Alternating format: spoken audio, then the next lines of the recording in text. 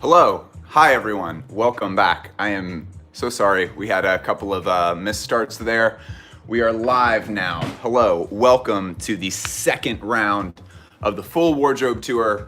Sorry to kick everybody off initially. How is everybody doing this fine Sunday afternoon, at least where I live, afternoon? And hopefully it's not too late for everybody who wanted to jump in. Hello. Everybody here? Sponsored by La Croix. Everybody go cop some La Croix and then tell La Croix to sponsor the channel. Hello. So we are doing the second tour of the wardrobe. The way that this is going is that I don't really like most wardrobe tour videos that come out. I think they kind of skim over things a little bit too quickly. They're not, I've never seen a wardrobe tour that was as thorough as I would like it to be. So the idea here is that I have 3 racks in my closet that are everything that I own, and then shoes and everything else. And I wanted to go through one rack at a time, one live stream at a time, and just kind of take however long it takes to go through everything and sort of explain the role of all of those things in my wardrobe. And today we are on the second rack, which is all pants and t-shirts. I have more t-shirts that are over there that I neglected to steam. But yeah, tried to fix the music for this one. Is the music actually okay for everybody? Music's looking good? Or sounding good, I guess. Does the music sound good?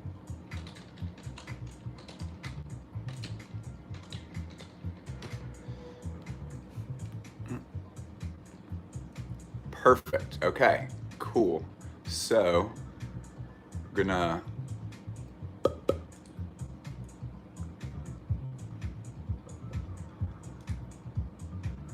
pop the chat out here.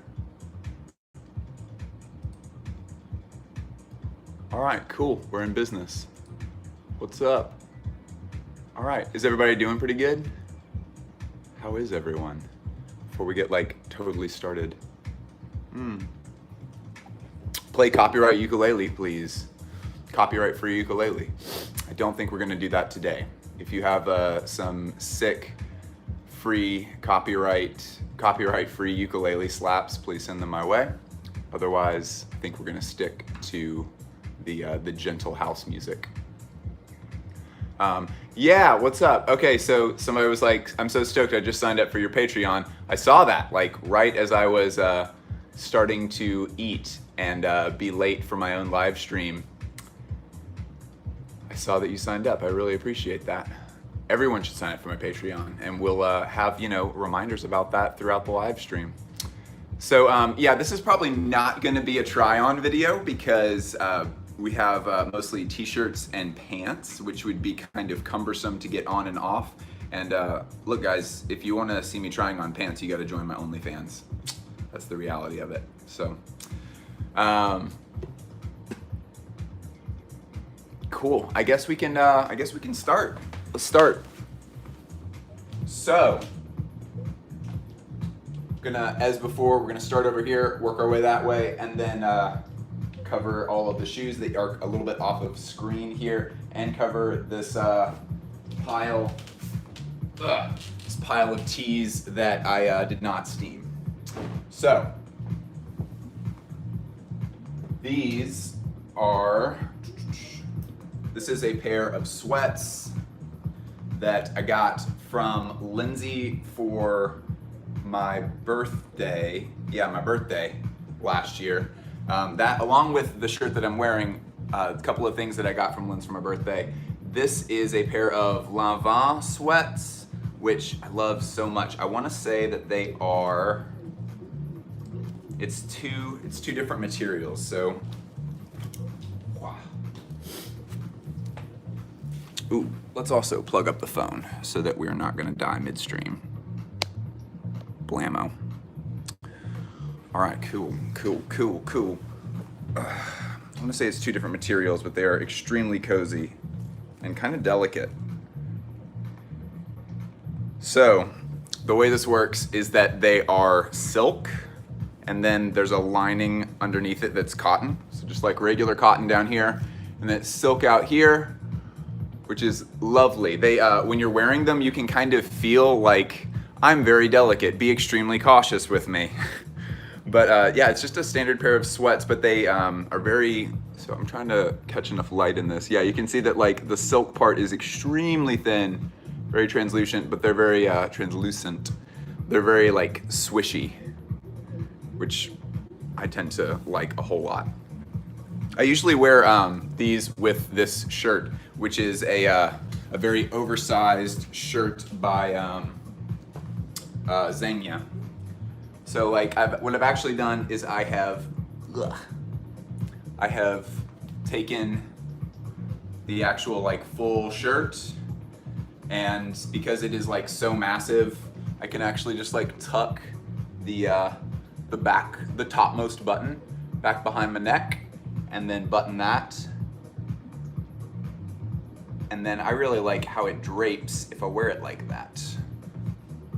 So it's just a little bit more like gathered and a little bit more flowy itself. And then you have like the collar sitting back there all by itself. Sort of looks like a very undersized hood, I guess. But yeah, that's how I've come to wear this now. And I usually rock it with these, but because I'm doing a pants video, I wanted to have these and actually be able to like show like the translucency and stuff. But yeah, these. Lindsay is maybe the only person on earth that I trust to actually like buy clothing gifts for me, because she has a very intimate understanding of my style. And even like, I don't know, Lindsay has really good taste herself. So when she is like shopping around on, I think all of most recent Christmas birthday presents from last year came from The RealReal. And she was just like shopping around, and she hit 3 just complete bangers. The third one is a piece that, well, it was actually 4. Dang, it was 4. And the other 2 are ones that we'll be covering in next week's stream. But yeah, it was so interesting to see like what she understood to be my style and like my look or whatever, because she kind of cast a vision on it that I don't think I would have arrived at myself. But it was like dead on. She does a really good job with that. I guess I shouldn't go into too much detail about this because it's going to be part of the shirts section for next week. So yeah, Lanvin sweats, love those. This is a pair of Rag & Bone pants that people who are watching like every single episode of the channel will probably recognize. If they look a little bit cooked, it's because they are absolutely cooked. I have worn these so much. When I worked at Clark's a number of years ago, I wore these most days to work, and so these were being worn while I was like unloading boxes, and I would like often like get on my knees in these, and I was like actually like doing work in these pants. But these have some really interesting details to them. I like these a lot. I'm gonna be throwing hangers a lot throughout the course of this stream. So yeah, again, if you've seen the episode on these, then I apologize for the repetition here. But so the most notable thing when you're wearing them is that they have a self belt, which self belt just means that it is a belt that is part of the structure of the pant that's roughly made of the same material that the pants are made of. These just, I mean, like it's literally such that like you can just like pull it and it stays the exact tightness that you need it to be. This is incredibly useful because I do not have hips, and there's just kind of a straight line that goes down from the side of my stomach down to my thigh. So there's not really much of anything for pants to rest on really. And I found these to be incredibly helpful for that. So all the hardware is really interesting on this. So they have like branded hardware on the self belt part. Whoop. Can we get it? Can we get it? Boop. Yeah, it says Rag & Bone right there. I like the button a lot. It's all like, it's a button fly, and this is like slightly loose, so like it jangles, and I really like that sound a lot. I've come to love that sound. But yeah, the hardware is cool. probably the most notable thing about the visuals of this is that, like when you're looking at someone else wearing it, is that, so the side seam that starts from the bottom of the pocket there, that side seam moves forward on the leg a little bit. So it's like twisted around in like a helix kind of deal, which I like a lot. It kind of makes them fall in a really interesting way. If you want to like see those actually like on me and like how they fall and stuff, you can always just look up the old video for that after the live stream. Yeah, I'm trying to think if there's anything else. The only thing that seems a little bit silly to me is that because there's the self belt, they do also have like belt loops, which, I mean, I don't think I've ever worn a belt with these because it's just like really not necessary. I don't think there's really anything else about them. Rag & Bone makes really good stuff. They're a bit obsessive about what they put out. There's a really good interview with the guy who founded Rag & Bone, whose name is totally escaping me. But where he was talking about starting a clothing company, and he didn't really like, he wasn't like obsessed with clothes when he was growing up or anything, but he was in Kentucky where there's a lot of mills that make, not mills, there's a lot of facilities for making denim. And he was like, I think I'm gonna try my hand at making some jeans, this will be cool. And he went through, it was something crazy, like 64 different samples before he was like, now we've got it right. And he says that he kind of just keeps that same approach for like all the clothes that they make now. And that his, he was like, I don't think I'm a very good, he's like, I think I'm really good at what I do, and I think our product is really incredible, but I don't think I'm a very fun person to work for. Because he was like, I'm doing this interview here in New York, and I went into our store, and I was just like looking around, just kind of like feeling all the clothes and stuff, just sort of seeing where all the product was at. And I noticed a collar on one of the coats was a collar that I had pretty expressly forbidden anybody from continuing to use because there's a lot of technical problems with this collar. And I like immediately like emailed like our like head of design and was just kind of like, hey, I'm in the store right now and it looks like we went through with one of these collars, what's the deal? And yeah, he just seems like a person who really is obsessed with good product. Oh, last thing that I'll say about his process is that he said in that same interview that was done with Blamo on the Blamo podcast was where that was done.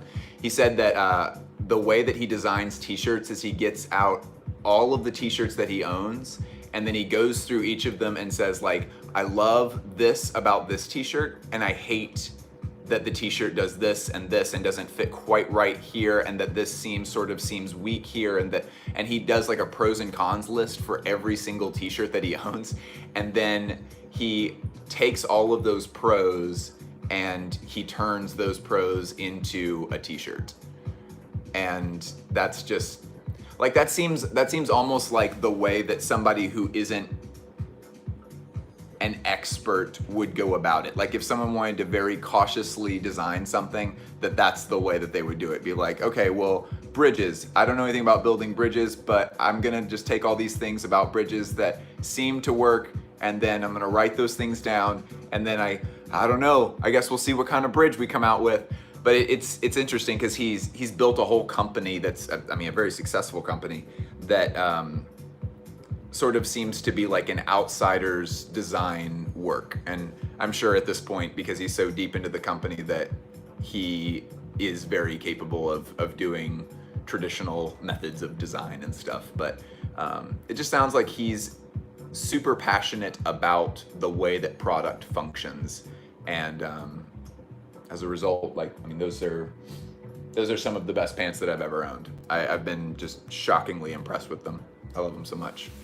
So yeah, Rag & Bone. So if anybody is, Rag & Bone, Gabriel, talking about Rag & Bone.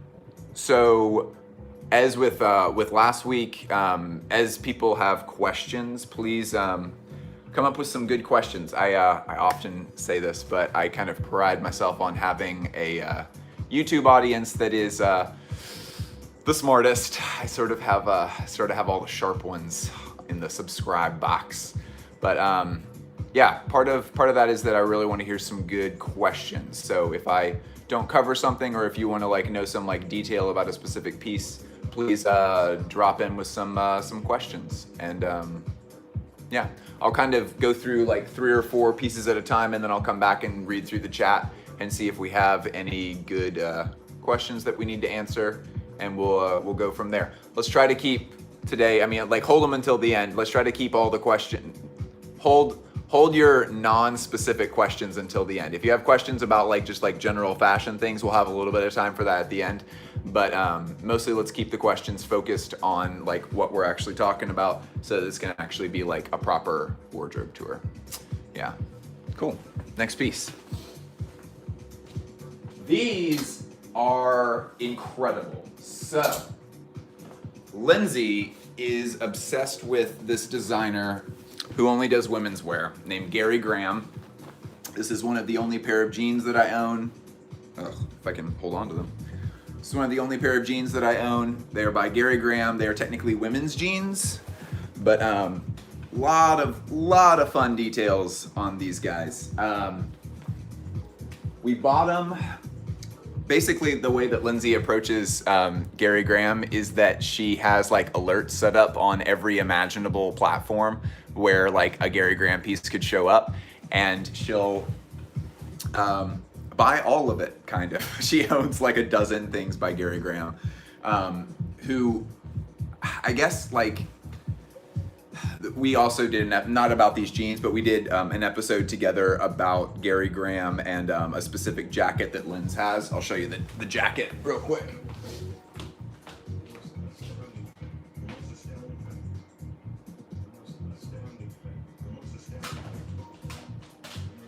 So we actually did the episode about this jacket that belongs to Lindsay, which is a jacquard.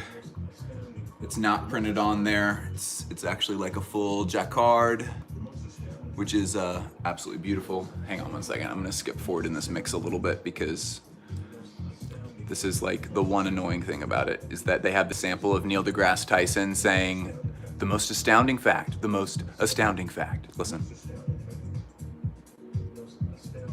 That happens for about 4.5 minutes. So there we go. All right. So yeah, we did a episode about this absolutely gorgeous Gary Graham piece from like 10 years ago. And the technique that was used for this also applies to these jeans. So if anybody's seen this episode, we'll kind of be referencing that sort of deal. Just hang that back up. Lindsay's gonna come back home and be like, are you stealing my jacket? So basically the idea is that tailors have and like mantua makers have always had this mentality of like, historically they've had this mentality of like, the most important part of a garment is the material that you're using. And that's why like kings and stuff, when you see portraits of nobility of years gone by, they're always wearing like very elaborate stuff that kind of bellows out from them. And it almost seems like they're like a tiny little head that's poking out of this like art piece of like craziness. And the reason for that is because the place that they were starting from a tailoring perspective, was I got you this silk that is the nicest silk in the entire fucking world, and I managed to get 25 yards of it, and we're gonna use all of it because you own a country and you need to like demonstrate to people like, I own a country, and the way that you demonstrate that is that you use as much of this stuff as is possible.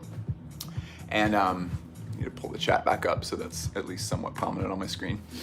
So use as much of that as possible. So the idea there is that like, even if like something does like a piece, like an extra piece, you're cutting out patterns, right? Even if that extra piece doesn't fit perfectly, you still want to use that piece because it's like, oh my gosh, this fabric was so fucking expensive. We need to find a way to get as much of it in there as possible. And so that's like, this jacket has a much clearer demonstration of that than the jeans do. That's why you see pieces like this here. And that's why you see pieces like this. That's not a pocket, that's just more material. And so the idea was that you get this like beautiful thing, and then in places that are a little bit more discreet, like back here, you're able to sort of make something that works. Now the idea for this jacket was that they actually made like a floor length coat out of this jacquard, which was designed by a textiles professor at the Rhode Island School of Design. They collaborated with her on that and to make this like floor length jacket, and that's the one that's shown in the lookbook. And this was made from, because this was more of a affordable one. I mean, this jacket was still like $1,000 when it first came out. And that's not what we paid for it, but still crazy expensive. Gary Graham stuff is not, he doesn't do like diffusion line stuff really. But the idea was that we're gonna make these shorter jackets, and we're gonna use as much of this beautiful custom design jacquard as is humanly possible. And so they were able to just make these absolutely gorgeous coats still. And that, I don't know, to me and to Lindsay, like this kind of stuff is the whole reason that Gary Graham is just like one of the best ones working in women's wear, period, right now. He's absolutely wonderful. So that same idea is getting applied to this denim right here. And you can see that there are pieces of denim that are getting used that are extra, like this is the right leg, and you have like almost this like denim jacket kind of deal. And so the idea was, you know, buy some really, really nice denim, make some things with it, and then if we aren't able to use every single square foot of it, then we're going to find some kind of use for all those pieces. And that's also, I imagine, why we have, so like the main, so we have like the main jeans that are right here. That's where you're actually like, you know, sealing this up and whatever. And then you have like this extra like pocket thing here that, I don't know, it's sort of a pocket. I guess it is sealed up technically. Something could get lost in there, to be honest. If you like put something in there, and does this come all the way out? Oh, it does come all the way out. Oh my goodness. It comes up, it's like the main leg. I don't understand how this works. Oh my gosh, what's going on? Okay, so this is the pant leg, right? That's the pant leg. And then this, we're now going down the secret compartment. And somehow this also, where does this, oh, okay, right here, right around here. The two like open up into each other. So if you tried to use it as a pocket, it would just come out around your ankles and it probably wouldn't go super well.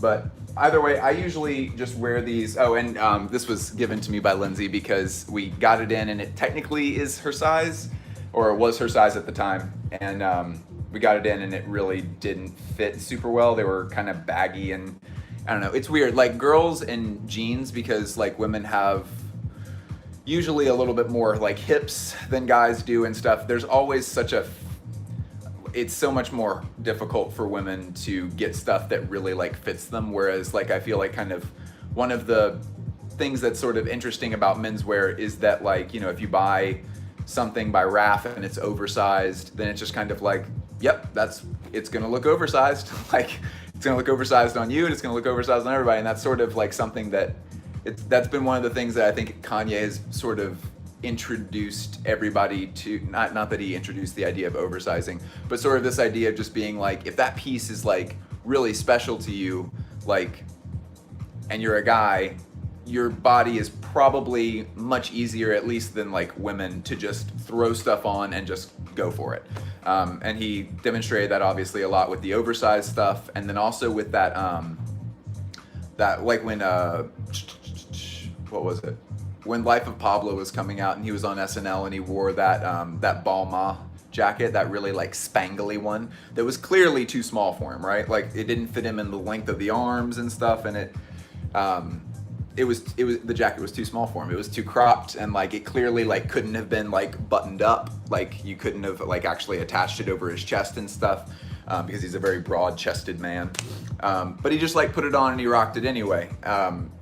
And I've always thought that was like kind of interesting. But yeah, like Lindsay tried this on and she was like, maybe I could like tailor this, maybe I could like take certain parts of this in so it like fits through like my butt a little bit more. And after looking at it and then kind of like thinking about it, she was like, I don't know if we can really make this work. It's just kind of gonna look like baggy jeans on me a little bit, and I don't really want to wear baggy jeans. So Bliss, I bequeath these jeans to you. And I was so excited because Gary Graham does not make menswear, and I haven't, I've wanted to own something by him for a very long time.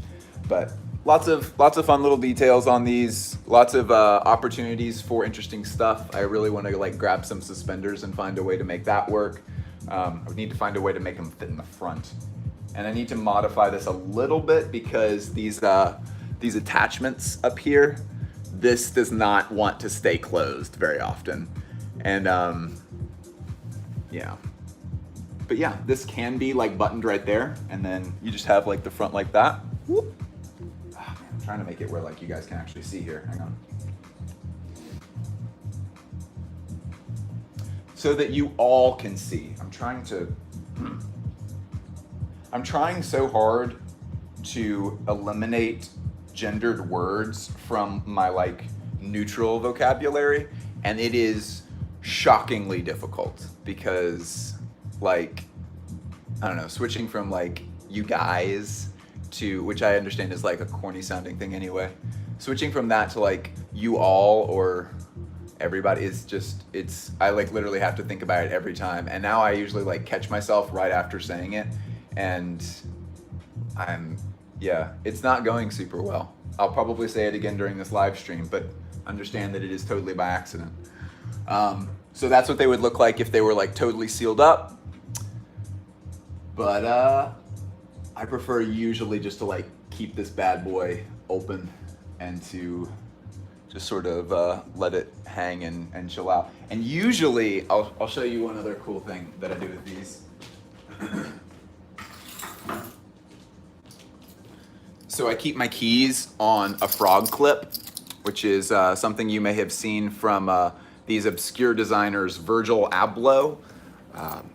Virgil Abloh and Heron Preston are big fans of these. These are actually like incredible pieces of hardware. I fucking love these so much. They're like $24 on Amazon. I'm gonna cover this on the next accessories video that I do because I have bought a shocking number of accessories since I started this channel. And yeah, so frog clip, like F-R-O-G, just like a frog clip.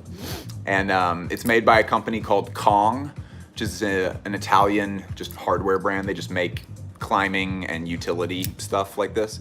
Basically, the purpose of this is so that you can, it's a quick release system. So like the idea is that you're able to like prepare the thing and be like, okay, I need to attach this to something, and then you can very quickly just like push it on and it's just there and it can hold a ton of weight. Obviously, like I don't use it for anything that's like super practical and that like I need a ton of weight, but it's also built so that you can quick release it. So like instead of with a regular carabiner where you have to like push the thing in and then like twist it off, which could be very cumbersome if you know, take down like large trees for a living or whatever. Like you can't constantly be like to take down, if you have to like remove a carabiner like 80 times a day, it can become very cumbersome to like do this weird like bend and twist system. And so what this is intended to do is that you can just like with a single motion just kind of like pull the thing and it just like detaches itself. I heard also that these are used a lot in the context of long distance rock climbers who are having to climb a face that requires them to be going for more than a single full day of climbing. And so they have to set up basically like hammocks on the side of a mountain and just like stay and go to sleep and like cook themselves food and hang out on the side of a sheer rock face. And so they like, you should look up videos of this, it's so cool. So like just put up like camping on like mountain face, and you'll find these wildly terrifying photographs of these people who have they'll get to a certain point and they'll like attach like, you know, the belay system things to two sides of a rock, and they'll set up literally like a tent that is it's hanging, it's not on anything, it's just a hanging tent, and there's like a platform that you can't like walk on, but like you can, you know, crawl and move around and stuff. and they like get out like cooking stuff and they like make themselves food and stuff, and that these are intended to be like, because you can't like have stuff set down because it would be like having a bunch of stuff with you like on a bed or something. Like it wouldn't, it's like maybe it'll stay there, but you'd have to constantly be watching it or whatever. And so what they do is they have a little system of ropes that are above them, and they're able to just like attach these and then just have everything like hanging down in front of them, so they have all their stuff there, and then they can just sort of like pack all that stuff away and then go to sleep and then wake up. And while on the fucking like suspension thing, they then have to disassemble that suspension thing and pack it into a backpack and put that back on their back and then continue climbing the rock face that they are on. Terrifying stuff. But anyway, this, I love going off on tangents. This is so much fun. I like talking to you guys. You guys are good listeners. So what I'll do is I'll like open this up, and then I will take this extra piece that's down here and I will attach this right there. I need like a camera manager so that it can be like that. And I'll usually just wear them like that. Which I like a lot. That makes it where as I walk it jangles a lot, so I can announce myself as I'm walking into places. So yeah, that is the Gary Graham jeans. I own a pair of jeans that are my actual favorite jeans of all time, but these are nothing to sneeze at. I do like these jeans an awful lot. So Gary Graham jeans, done and done. So that I'm not like miserable as soon as this stream gets turned off, I'm gonna try to hang things back up as we're going.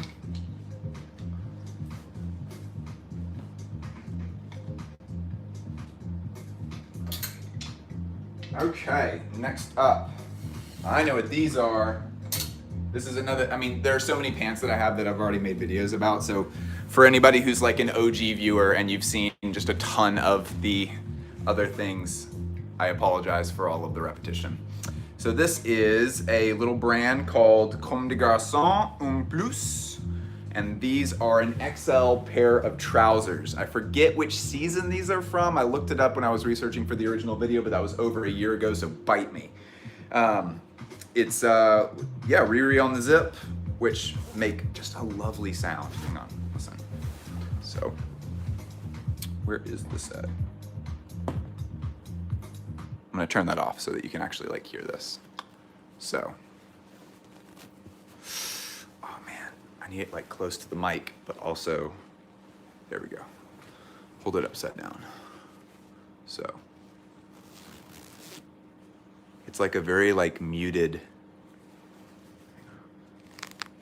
oh my gosh. If you're trying to demonstrate the sound of a zipper, I would be terrible at a zipper conference.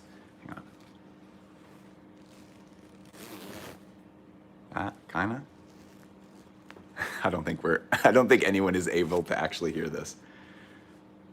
You're now listening to an ASMR live stream. Here is a zipper to help you sleep or orgasm or whatever you use ASMR for.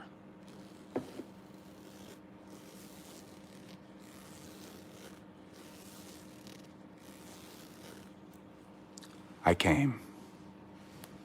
Yeah, so, come to someone just came in and was like, what the fuck is happening? So, archive ASMR, that actually would be a sick idea for a channel. I should do a spin-off channel when I actually have time. And that's why, okay, this actually would be a good time. Guys, hi, my name is Bliss Foster. Please join my Patreon so that I can have enough money to not have a normal, stupid fucking job, and I can make a archive John's ASMR channel for you so we can listen to the soothing sounds of a raft jacket being buttoned, and so we can listen to the soothing sounds of a Helmut Lang bulletproof vest be dropped from 20 feet.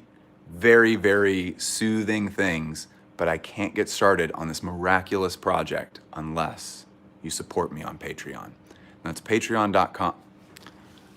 And that's patreon.com/blissfoster.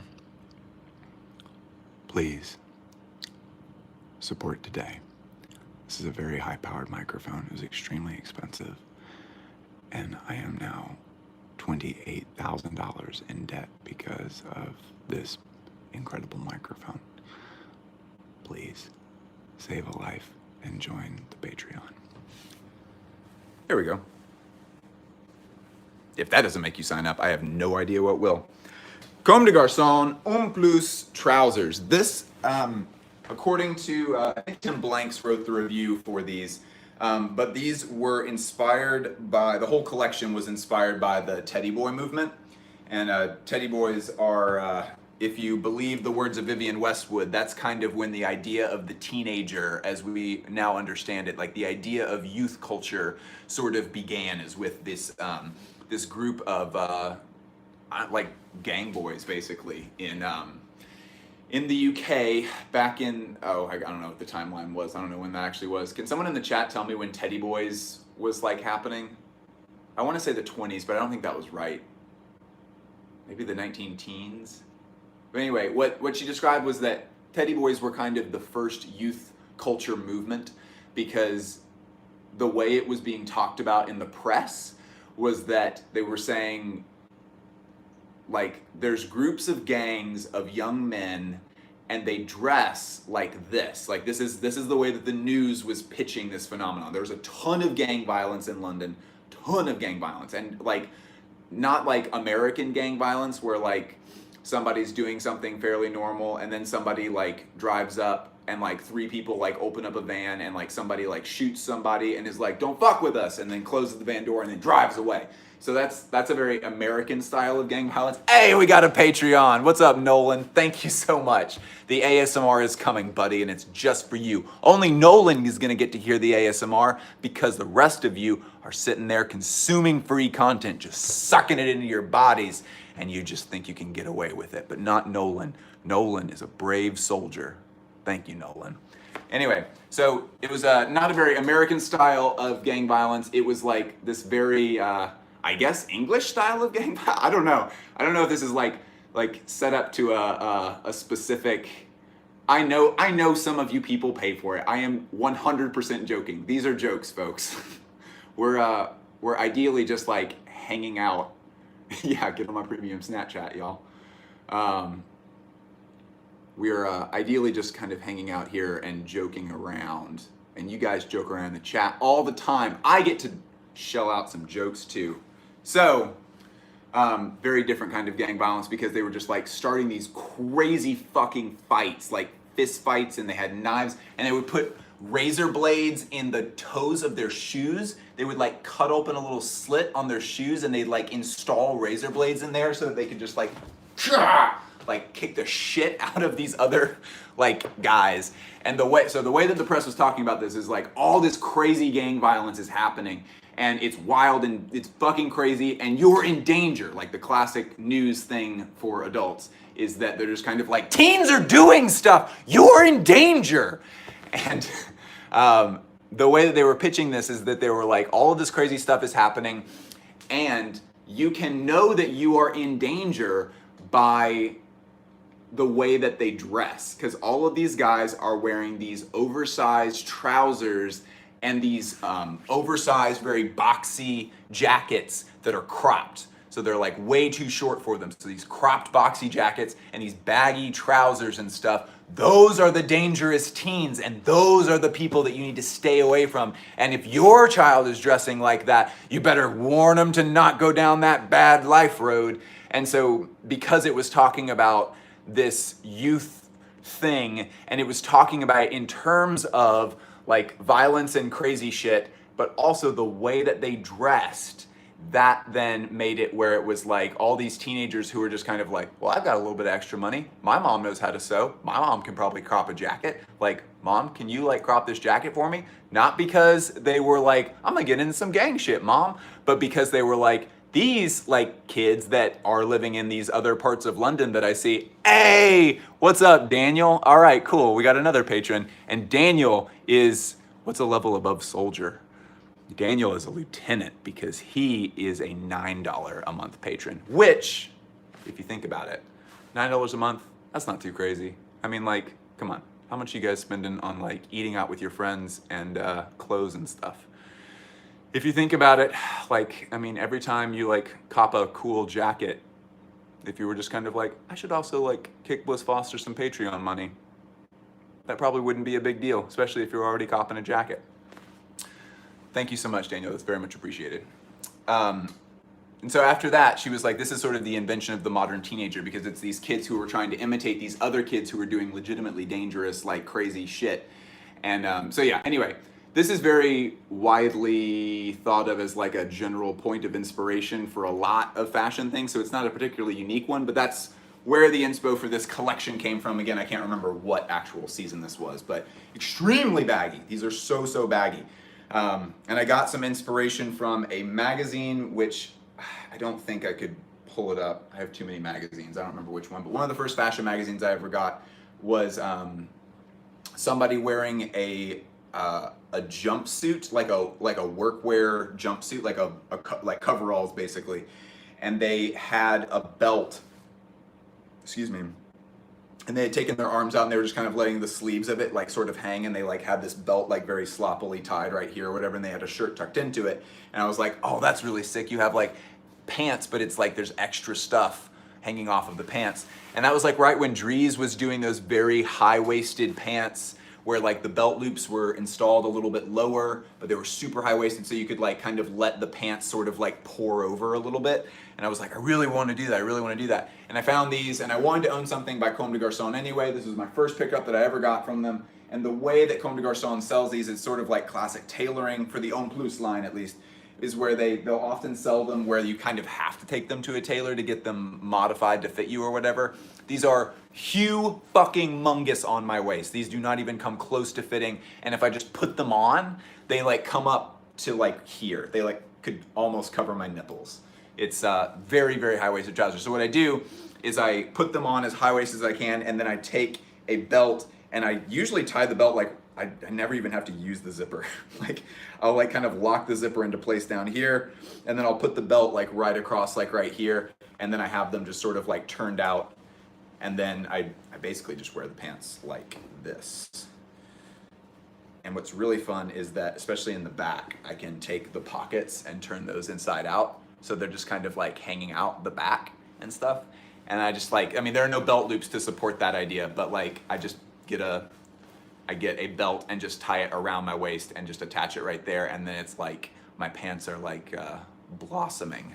It's very cool. I like it a lot. The only thing that I have been sort of conflicted about with these pants is that they, again, they're too big, and they're meant to be tailored, but it's like these are old. These are like 20 years old, and they are in the original state that they like were made in, and I feel weird about tailoring things by houses that I have this like great reverence for, because you're modifying the original thing, and so I get really iffy about like, what am I gonna do, because these are too long. And typically what I do is I do the worst style move ever with like proper trousers is I'll cuff them, and you can't tell that because I steam them, but like I'll like cuff these out, like, I mean, I have to cuff them like 4 full times in order to actually like get this to be wearable and not like dragging on the floor, which I'm very much not willing to wear them where they're like literally dragging on the floor. But yeah, that's these. I only wear them periodically. And when I was a stylist and I just wanted to do a shoot and I didn't have any clients for styling things, I found this kid who I used to be a swim coach. And I, like just during summers, it wasn't during like in a serious league, it was a summer league. But this kid that I coached for years as an adult, he is actually like quite a cool person. But when we were in swim league as the coach and the swimmer, he caused a lot of problems. I like regularly was having to like pull him behind the dumpster and scream at him because he just was incredibly disruptive and not easy to work with at all, but he was a very talented swimmer. and his parents were making him, even as like a 16-year-old, his parents were like making him do this. I think possibly because he also was a little bit difficult at home, and they were just like, please, just like an hour break, please. And but it's crazy because like he, as an adult, is like an incredibly cool person, and he's like more than 10 years younger than me, but like we text and stuff all the time. He's like an incredibly cool person. He makes beats now, and we've like gone to some concerts and stuff together.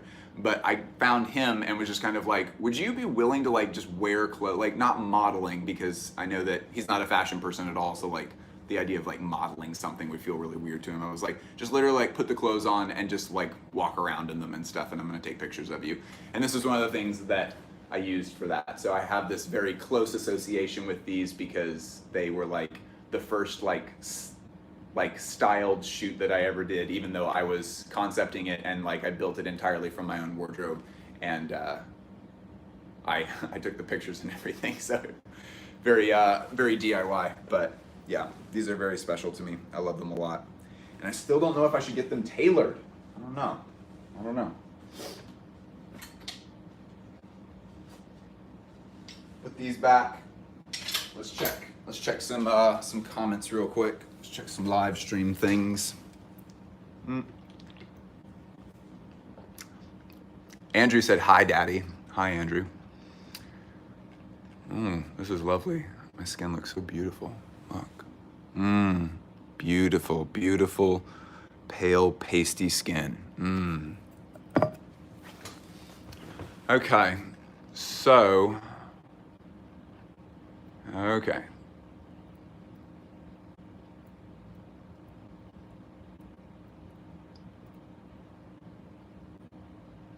Dang, Shogun is streaming this with data on his phone.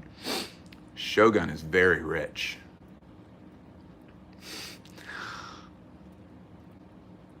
Oh, right, we need to turn the music back on.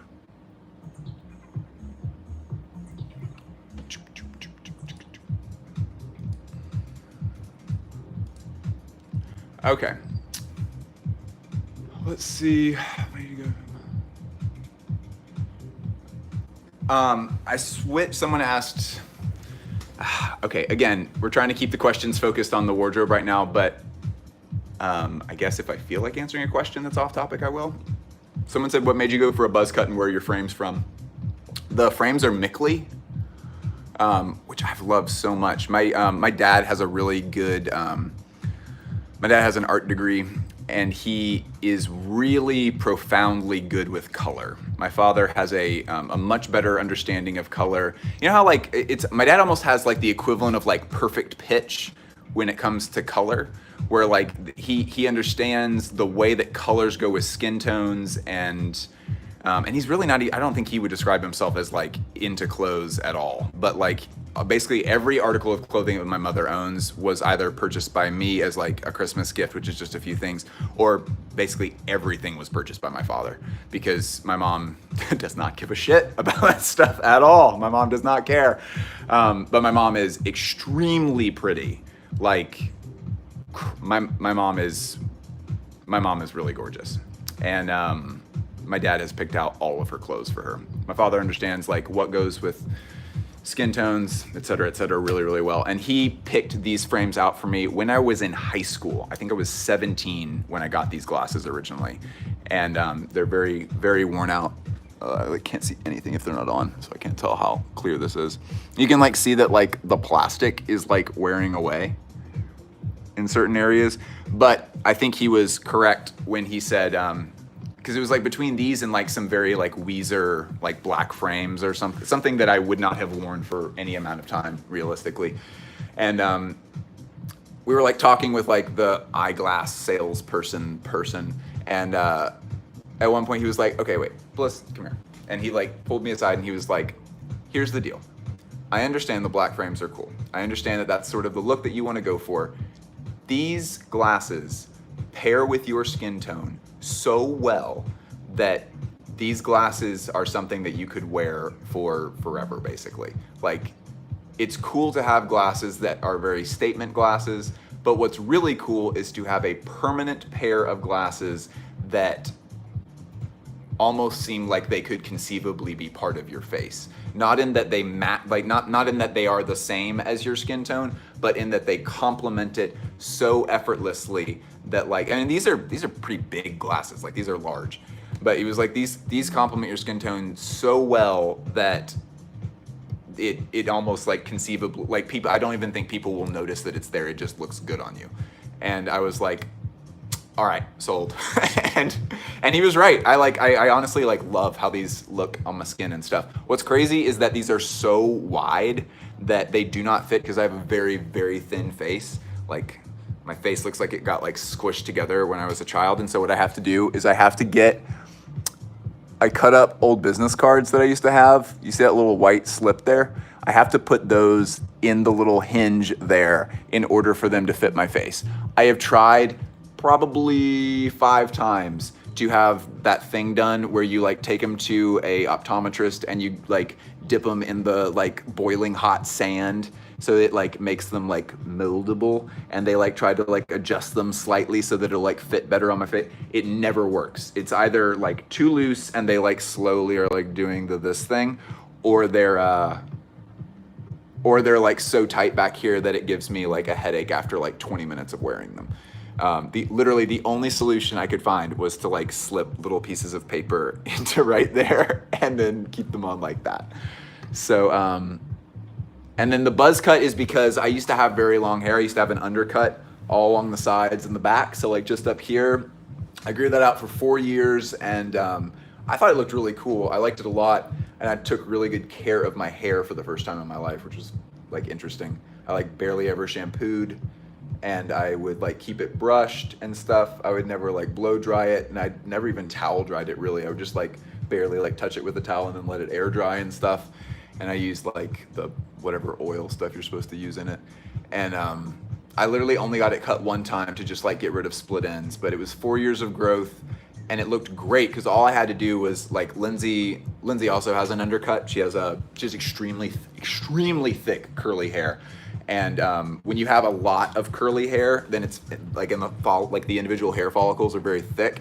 What happens is the weight of all of your hair presses it down, and it can make your hair look weirdly flat. And so there's a lot of different techniques for like thinning your hair and stuff. The one that is the easiest to do is you cut a triangle into the back of your head, and it's just like an undercut triangle thing back there. And that makes it where like when her hair is like down, it's like full volume and it looks like really beautiful and stuff. Her hair looks beautiful no matter what. She like doesn't have to do anything to it, and it just looks gorgeous all the time. It's crazy. But yeah, so we both have undercuts. We had undercuts. I had an undercut. And we would just like once a week, we would get out clippers, and she was a 1 guard and I was a 0 guard. And she would just like shave mine basically down to skin, and hers would be, shaved down to whatever it was. And she would sometimes wear it up, sometimes wear it down. But it was incredibly easy to maintain. It was like a really distinct, stylish thing. I loved how it looked with stuff. I would do like sometimes like a knot, like a top knot thing up here. And then sometimes I would do just like have it like all down and like pushed over to one side. And I loved how it looked, and it was incredibly easy to maintain. I never got haircuts because I hate paying for haircuts. I think it's so cool when people have like a hairstyle. Like Sam Hine has like a really cool hairstyle. He's a writer at GQ. There's a lot of like guys that have really incredible hair. I just can't really get with the getting a haircut every like month. I just don't like it. So I keep it sort of in the fashion neutral system of this is about as long as it gets. I need to like cut it actually because it's getting a little bit long. Basically, if it's long enough to be affected by bedhead, like if it can change shape at all from being like laid on in a weird way, that's when I usually cut it. I might change that up. I don't know, I might change that up at some point, but that's why I stick with that for now. So, pajama pants, ID on hangers. All the hangers that I use, all the wooden ones, for the most part, are Uniqlo. The black plastic ones are from Target. I wish I didn't have those, but I just have so many clothes and I just haven't picked up more hangers from Uniqlo. And the white wire ones, I think, are also from Wait, did I say Uniqlo? I meant IKEA. The wooden ones and the white wire ones are both IKEA, like the most basic hanger system possible. All that I require really is that I just need for the hanger to be wooden so that it's not like creating an indentation in the fabric. So just any material, I mean, this would work if it was plastic too, I guess. Any material that's like broad enough so that it's not like kind of creating like very subtle stretch marks in the material. And then I just need like a top part that can spin. Those are my only requirements. I was looking online and apparently there are these really cool, or I think someone on the Discord, on the Patreon Discord brought it up, that there are like stone hangers with like the spinning like top things. And I was like, oh, those are sick. I want a stone hanger. And they were 110 pounds each. So they were pretty expensive. Pretty expensive.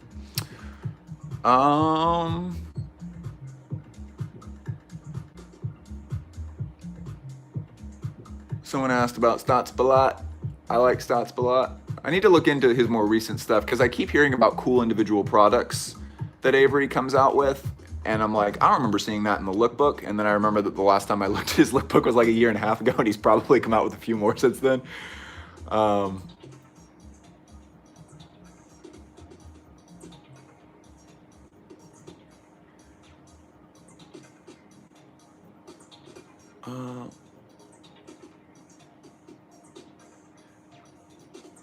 Oh, someone was like, Sprezzatura King, Bliss Foster wearing the watch on the sleeves. I do not own a watch. This is the Margiela Hospital bracelet that I got recently, and I love it so much.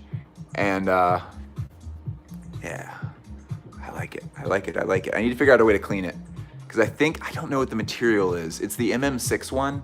I think it's stainless steel. But I need to figure out a way to clean it because, like all jewelry, if you're wearing it against bare skin, like the oils of your body like kind of wear off on it and kind of make it smell weird. So I need to figure out a way to clean it because I basically want this to be like something I'm wearing every single day. And I had to wear it on the outside of the clothes because, as I was going over earlier, this is like the most oversized shirt of all time. It is so rare that I have things that are like too long or big on me, at least in my arms. And this is because I have a positive 2 ape index, which means that my wingspan is 2 inches longer than my height. I have extremely long arms. And so like everything always like comes to an end like right there on me. Like everything is too short. That's why you always see me with like on button-up shirts with like the sleeve rolled up because it looks like a teenager that is wearing stuff that's too small for them. So but yeah, this thing is so fucking long. So I wanted this to be seen because I like it a lot, and so I wore it on the outside of the garments today. It's not a watch.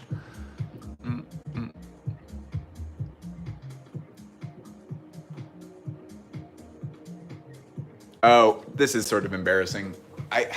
Dang it. Guys, ask the general questions after we're done with the wardrobe thing. I'm gonna cover this real quick, and then look, if you've already posted in a question that doesn't have to do with the closet thing, we're gonna need to save it for the end. So resubmit that when we're done with the clothes, but I'm gonna answer this one, it's the last one. Someone was like, comments on the Margiela Reebok thing. That was very embarrassing, and I kept it up so that I can be transparent and encourage public learning. It should not be embarrassing.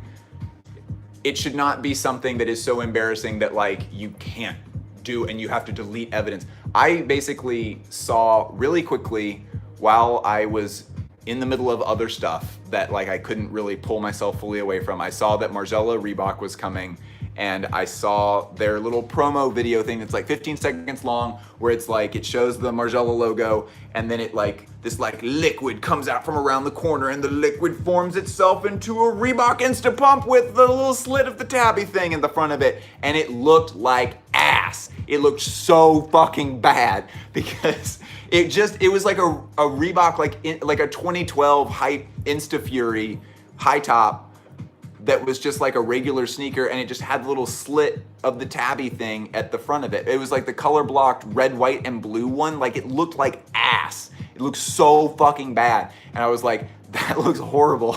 And so like I was like, I only have like, I was like, I have like 90 seconds here before I need to like really get back and like finish this thing that I'm doing. And so like I took a screen grab of it, I cropped the video so that it was just like basically the same thing. And then I took it into like a little app that allows you to add like text over video. And I just like, as soon as like the little gel thing like comes creeping around the corner and then it forms into a shoe, I just added in the words "kill me" over it, like while the like shoe was like rotating in all of its epicness in front of you. And because I was like, this looks like ass. Like I really wish that Margiela wouldn't do shit like this because it looks so dumb. They did their like Highsnobiety like collaboration thing with where it's just like, what if we put the Margiela logo really big on like sweatshirts? Does that make sense? Like it's just like this is so dumb. Like this is awful. Like I almost that's like the one thing where it's like, dang, I bet Margiela looks at that and is just kind of like, well, you guys just do whatever you want, I guess, and I will continue to be glad that I am not there to have to cave and watch this kind of shit happen to my brand. But then it was pointed out to me. So I posted that and like a ton of people watched it and people were like, this is trash, yuck, dumb. But the couple of people were just like, I kind of like them though. Like, I don't feel like this collaboration is all that bad. Like some of the colors are kind of neat. And I like later that night when I had free time, I looked up the actual shoes and they're apparently doing some of them in all white and all black. And those actually look incredible because they have like the heel, the block heel of the Tabby. It's like a 2.5-inch heel. And the all white and the all black ones look pretty sweet. And I would totally consider getting them, but I don't think they're gonna make them in men's sizes. So I covered that question. That's the last one that's not wardrobe thing because we're already at an hour and this is gonna end up taking forever. So if you have a question that is not related to the clothes that we are showing right now, save it for the end because we will have a general question time, but right now we cannot do it. Hey, someone was like, those Gary Graham jeans are used, those type of jeans are used in my country for people who take care of cows. Yeah, Gary is really good at doing artisanal stuff with processes and inspiration. He finds a really good balance between like, these clothes are incredibly expensive, but they are based off of ideas and like people and traditions and stuff that were not like wealthy things. I think a lot of times in fashion, there's that kind of like poor people cosplaying kind of thing where it's just sort of like, Marc Jacobs, I get it. This is very pretty looking, but at a certain point, I feel kind of weird about this. Junya Watanabe is another good example of that, like somebody who's able to kind of take things that are like more like working class sorts of traditions and things and stuff and then turn them into things and then sell them for, you know, the amount that he has to sell them for to run his very small niche business, and kind of makes it work. Gary Graham is maybe one of the best people at that because he's sort of like Visvim where he'll release like a blog post about every coat that he releases and about like where he got the textiles and how what techniques were being used and where they sourced everything and stuff. And he's very transparent and he's very conceptual with things. So that doesn't surprise me that those jeans are used for farmers, for cattle farmers in your country. That's so cool. What country is that, Gabriel? If you're still here, that comment I'm sure was submitted like an hour and a half ago.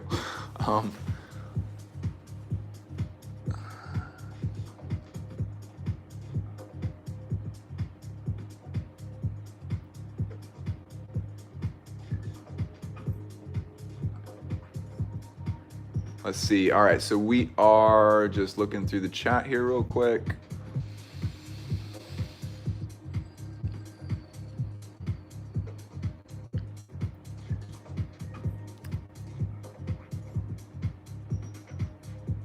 See if we have any questions. Someone said the ASMR didn't have enough saliva noises and swallowing. That bothers me so much when I can like hear the saliva inside their mouth. Do not fuck with that at all. Don't want to. Yeah. Saliva in context, great. Saliva out of context, not great.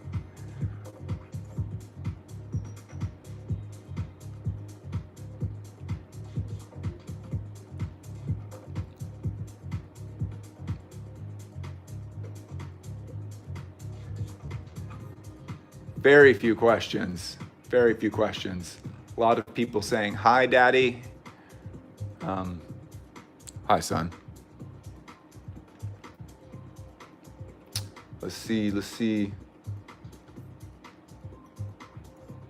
All right, so Andreas Furman is my boy, but he asked a non-relevant question. Andreas, please cycle that question back later on.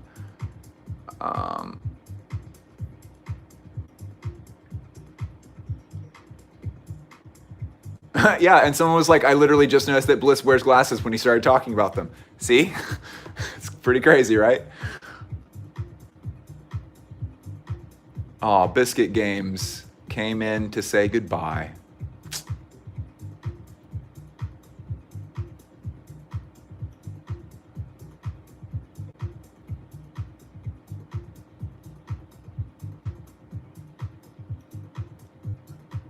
All right, I think that might be it.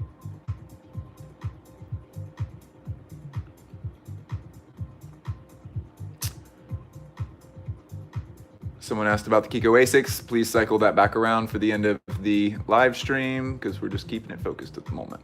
Oh my gosh. It keeps refreshing the fucking... it keeps refreshing the chat and like... Oh, CI, you changed your name to Genesis. All right, cool. CI has his YouTube is starting back up.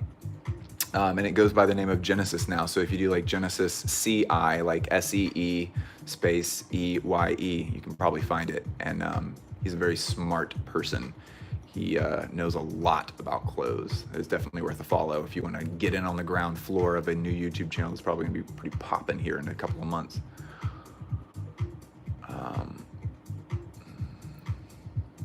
All right, cool. Rick, you asked, how long will this last? I don't know, Rick. Honestly, couldn't say. Let's continue. Thank you, Genesis. I actually didn't know that you were younger than me. For some reason, I had it in my head that you were like 40.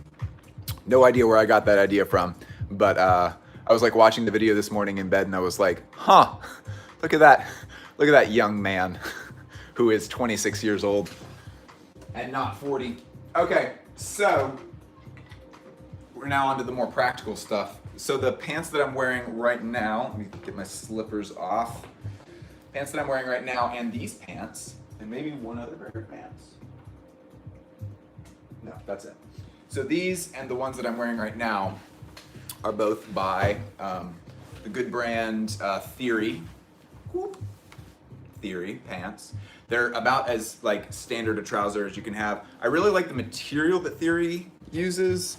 This kind of like, almost like, oh my gosh.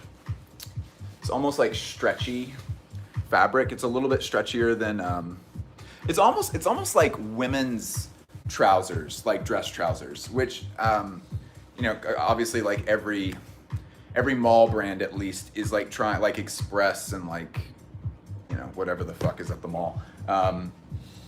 When it comes to like women's clothes, the things that they're being told like that they have to do is just kind of like, it has to be very form-fitting and it has to be cropped. It has to be very form-fitting, it has to be cropped. It has to fit them really like snugly in the ass, and it has to like kind of like fit through those thighs really well, and then down near the bottom it needs to be a little cropped so we can like see their ankles. And all pants must be like that. And for the most part, like women trying to shop for like not like wedding clothes, but like I'm trying to like look a little more professional.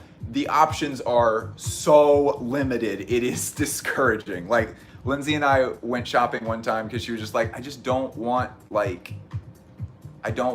this like typical like, oh, I'm professional and cute. Like, look, I kind of want to do something a little bit, I kind of want some wool pants or something. And so we like went out and looked, and it was just kind of like, basically unless you're going, because I mean, we live in Virginia, like we don't have any options for shopping here physically that are good. And we just, I mean, we did our like blitz shopping thing where we very quickly just like, we go into a store and it looks like we're stealing stuff because we're moving so quickly and we're like out of there. Like as soon as we determine that what we need is not in there, we're gone. And we probably hit like 25 stores at like a bunch of different like malls and like locations and stores and stuff. And it was just, there's nothing. Like all women's like dressing up like pants are exactly the same. Anyway, the only good thing about that is that usually that material that makes it so that they are very snug through the ass and the thighs is that like stretch dress material stuff is usually pretty poppin'. Like that material is a very comfortable material. I don't know how comfortable it is if it's like super tight, but that's generally what these are made of. It's made of this just like kind of like stretchy, pretty breathable thing, but it's cut, you know, they're fairly tailored. The cut of these is the exact same as the one that I have on. Like they're fairly tailored. They're not like loose, but like they're but yeah, it's very, very comfortable. This like slight bit of like stretch in there. I like it a lot in that cut. I found both of these at a place in Atlanta called Labels, which is so cool. There's for anybody who lives in Atlanta, there's the area Buckhead, right? And Buckhead is like, despite its very rough sounding name, Buckhead is the very nice area of Atlanta. That is, there's, I guess, technically, I forget where that place is where it's like all of the, it's very, it might be Buckhead, maybe the residential area of Buckhead, I forget. There are nicer areas of Atlanta. Buckhead is the stereotypical nice area of Atlanta. In Buckhead, there is a collection of stores that are all referred to just as Labels. And Labels is built not in like a retail location. They bought 5 houses, like residential houses, in what is now the Commerce like shops area of Buckhead, and they ripped everything out of those houses and turned them into stores. And so there's like, and like all 5 houses are like right near each other, and they're like around them is just like shops and complexes and stuff. But this is just like 5 little like homes that are like posted up among like what is clearly not a residential area, and it's so cool. So they have one that's like the bag store. It's very unofficially called that because all of them just say Labels. But it's the bag store, and it's all like designer consignment stuff. I have found, like when I lived in Atlanta still, I got so many things. Like the Comme des Garçons pants, those are from Labels. Some of the stuff I've sold at this point, but I bought so many things from Labels, it's great. So they have like their shoe store, they have the bag store, they have like the women's ready to wear store. So anyway, I hardly ever went into those. I was just at the men's store, and the men's store was so cool. It was so great. I loved it so much. But both of the Theory pants came from there. I like walked in and he was like, "Yo, do you need dress pants?" Because I was in there a lot, and I was like, I'm open to all clothes. And he was like, "We just got like 3 pairs of Theory pants that are like great, and if you just need like dressing up kind of things that don't necessarily have to match with a suit jacket, like you should look at them. They're so cheap, and they were like $20 each. It was incredible. I bought all of them, and then I think I ruined one of them, which that wasn't the reason that I stopped drinking, but that probably should have been on the list of reasons why I stopped drinking. It's because I think I just got like super drunk one time and like just destroyed them. No idea. Yeah, I grew up in Atlanta. Someone asked, you lived in Atlanta?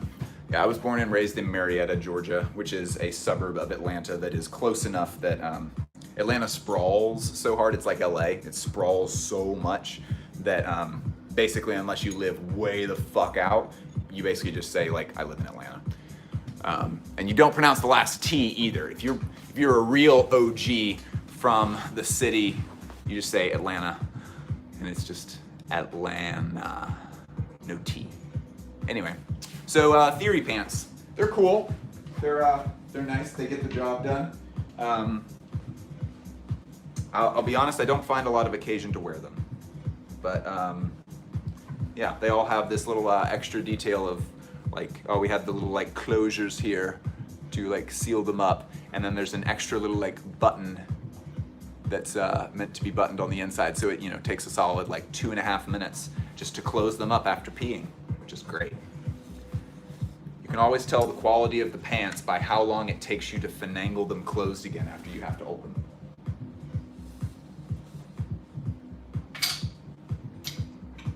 All right, so I imagine that many of you have seen the video for these pants. I guess so this was the 3rd video that I ever made, was for these pants. Has anybody, okay, in the chat, has anybody actually seen the video where I explain the full thing with these pants. Literally the third video that I ever made.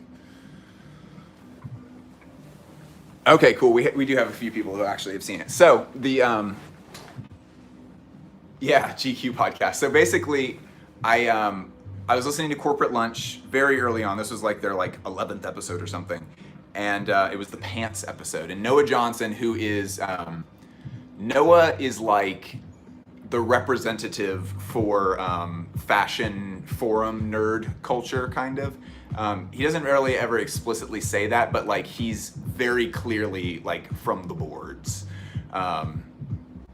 So he was talking about this brand, this Japanese brand. He gets a lot of stuff on Proxy from Tokyo and stuff. He found about this brand called Vinyl Archive, and they made these very interesting basically Dickies. There was a collab with Dickies, and Dickies allowed them to like take the material and the standard cut of their pants, of their 874s, and to customize them in whatever way they wanted to. And they like took that to a really extreme place and were like, what if these were like double pleated, and like we did all this like crazy stuff and cropped them and like tapered them down and did all this wild stuff.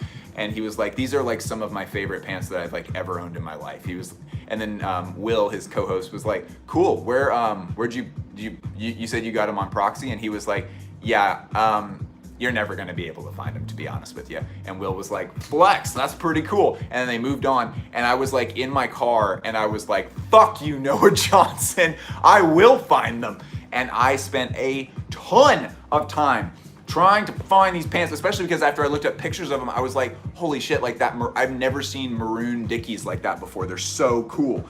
And as you've seen in the video, if you have seen the video, I was like, fuck you, Noah Johnson, I will find them. And then I like ran back and like pulled the pants out and like threw them up on the hanger behind me. I was like, guess what? I couldn't find them, so I had to make my own.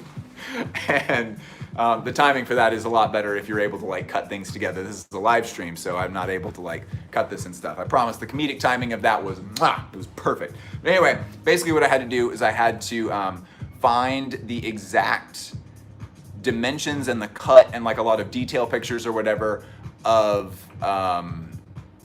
the actual Vinyl Archive Dickies, which they had in great detail on the website. They had like a lot of really good pictures and stuff, but they had the exact dimensions of the cut, so that like when I went into my tailor, I could be like, here are like the numbers and stuff.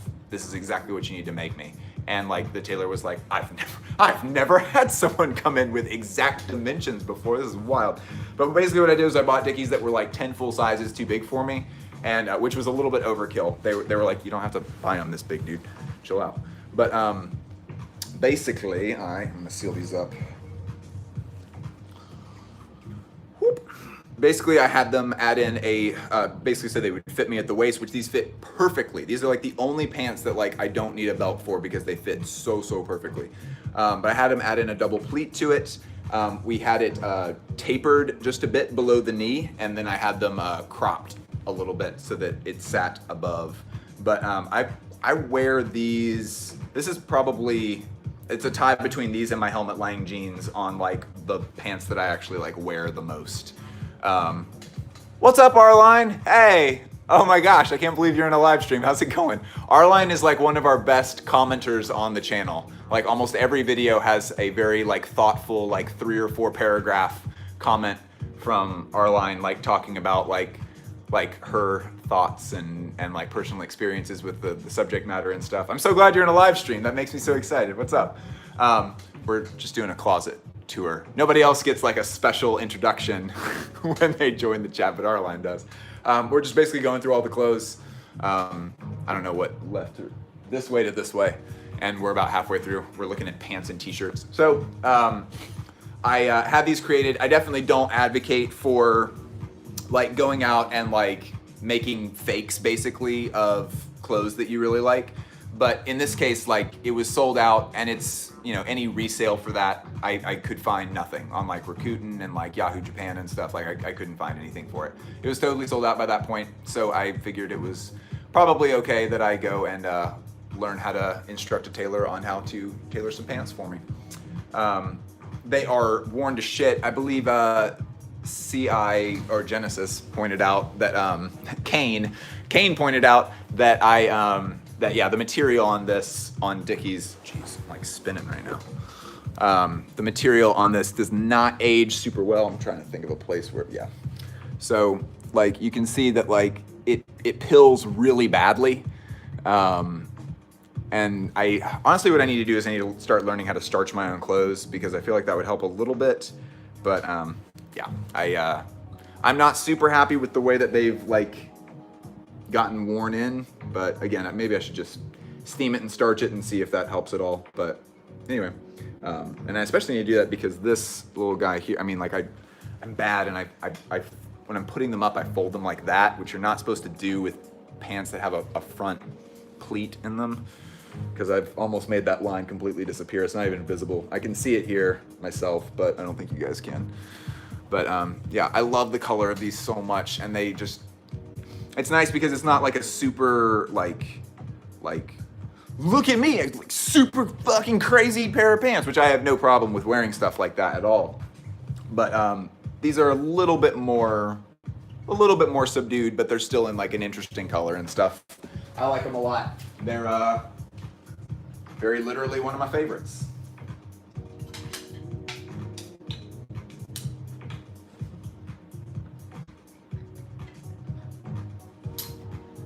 Moving right along. These are another one that I have beaten to absolute shit. These are a pair of opening ceremony pants, trousers, and you can see there that it's just kind of like, wow, bliss, those might be almost done. Because it's, yeah, I've worn these a whole lot. The only complaint I have with these is that these belt loops are so far apart that it has that problem where like this will start to kind of bow down, like if you're moving around a lot, and then your belt buckle is just like touching your I mean like your happy trail, this thing right here, and then it starts to like kind of like rip those hairs out, and then you're just like doing normal stuff, and you're just kind of like ah! And then you have to like adjust your pants, and it looks like you're trying to conceal a boner. And I wasn't. My belt was just ripping out the hairs below my belly button. So we're going into all the details. See, this is what you're missing. This is what you're missing when you're watching those like 11-minute wardrobe tour videos where it's just kind of like, these are pants, they're by Ralph. this is by Raph. I like it, it's green. You don't get that. You don't get this kind of shit there. You don't get this kind of shit. Anyway, this is it's a twill. Gosh, these are so nasty looking. Oh my gosh. Yeah, I've worn these a lot. So they have a little bit of a pleat in them, a little bit of a double pleat.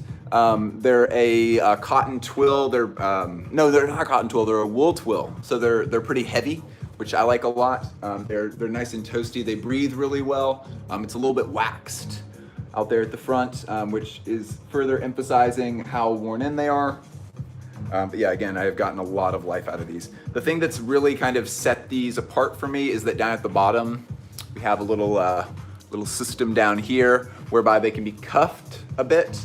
And what's really cool, what I really like doing, this one, like trying to like do the second one is like my ankle like literally can't fit in that. It's like way too tight. But what's cool is that if you button this, blammo. Or wait, no, I would use the second one. I don't know what I was thinking. I would use the second one. It would fit. I'm so sorry. I misspoke. So when it was like that and it was like sitting above your shoe, it sort of like has this sort of like kind of a,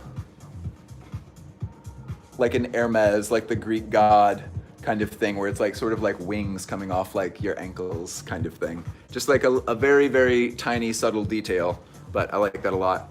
These have served me extremely well. This is another one that I wore to work a lot when I worked at Clark's and was moving around and stocking things and had my knees on the floor, getting things up and organizing and running around and stuff. And yeah, definitely beating the ever-loving shit out of these. Also, very interesting little point with these on the back, the pockets are sitting slightly above where pockets usually sit on one's ass. And that makes it where I can have a wallet back here and it is not like tilting me slightly if I am sitting on it, because it's actually like up like at the very topmost part of my ass, which is not the part of my ass that I sit on. And so I can like have a full wallet in my back pocket and not be miserable while sitting with these pants. And it's such a good design detail. It's shocking to me that this is not implemented more often in just like regular jeans. Like literally just make the back pocket smaller and like post it up just slightly and it's like problem solved. But you know, everybody else doesn't want to listen. Nobody else wants to email Bliss when they're making pants.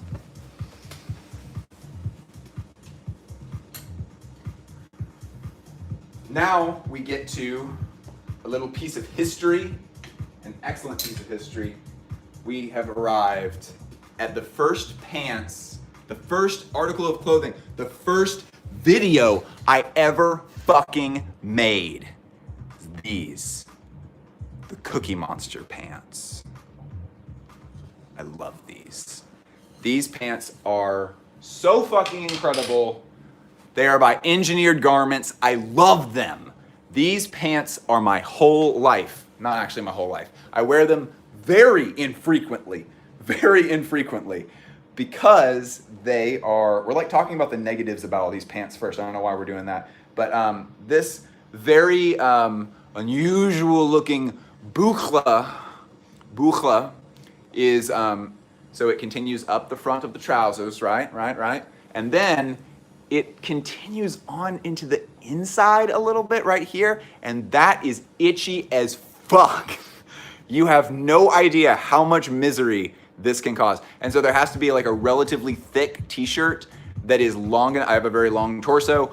And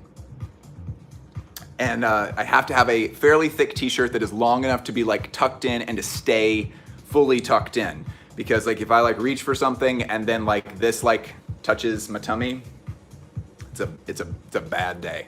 That's gonna be an immediate like, excuse me, I have to go to the bathroom immediately. And it's like that Bliss.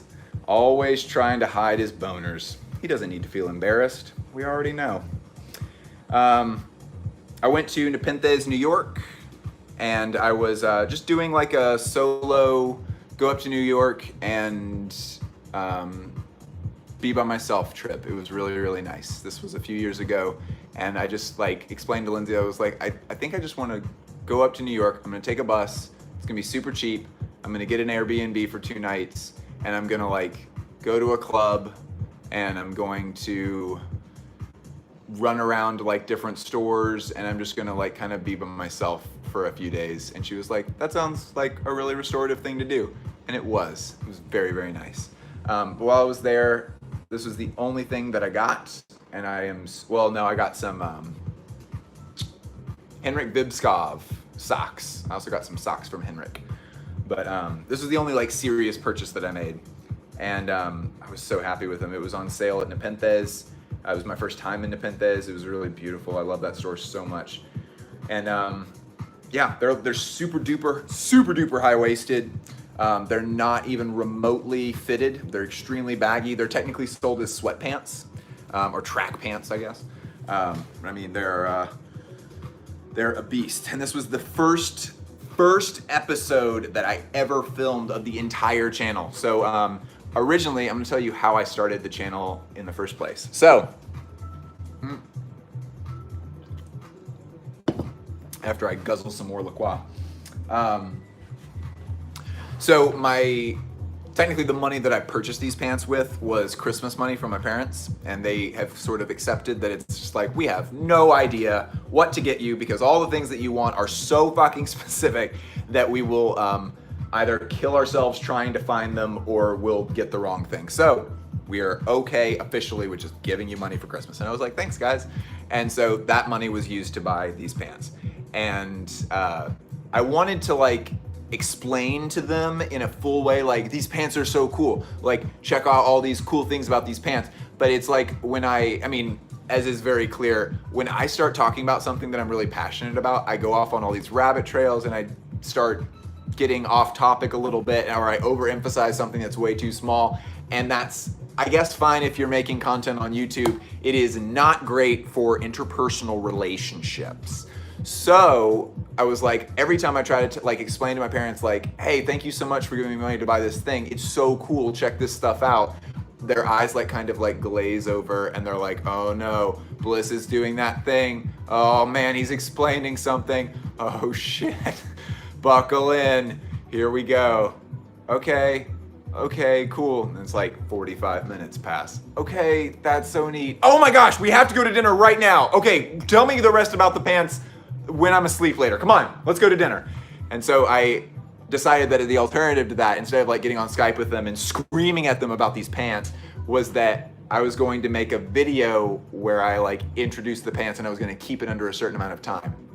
I still have that video and maybe I'll like post that as like a funny like 2-year anniversary, like this is how the channel got started kind of thing.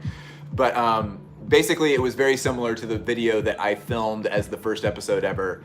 But it was geared towards like my parents, and like at the end I like got serious and was like, but seriously, thank you guys so much. This really means a lot to me. I was also like I started the channel officially after I got completely sober, and I was also I was not actually blackout drunk, but I was just about blackout drunk as I was filming that entire initial video for my parents. Very, very, very drunk. And so that would be kind of interesting, just like being like, check out like sober, somewhat responsible, still learning to be an adult Bliss here on the channel. And then also by comparison, check out slowly ruining his life Bliss. Here he is. Not that great. Look at how red his nose is. I don't know if there's anything else to cover about these pants. I like the whole philosophy of Nepenthes. I like that they're like fully like an America brand and that they're like really out of the way. They're in the garment district and you'd never, like if you were just like looking at that street that they're on, you'd be like, that's not the street that Nepenthes is on. Get out of here. They're just on like a very like practical, like business oriented, like garment district street. It's like the same street that fucking Mood is on, I think. It's or it's like a block over. But yeah, it's pretty cool. It's a wonderful store. It used to be like we make the clothes upstairs, we sell the clothes downstairs kind of place, but it is not like that anymore. They had to move their manufacturing to Queens, I think to Queens. Anyway, I love these pants so much. They are an incredible little piece of my wardrobe. I wish I could wear them more often, but really like that's sort of part of having a non-capsule wardrobe, I guess, is that it's just kind of like I have some pieces that are extremely wild and that I can only whip out like occasionally. But when I do, like everyone's just kind of like, wow, damn, look at those fucking pants. And of course, like Buchla makes it where like there's lots of stuff like that, where it's just kind of like these pants are just kind of coming apart because, you know, sort of unstable, I guess. If this was an avant-garde brand, they would describe this material as unstable.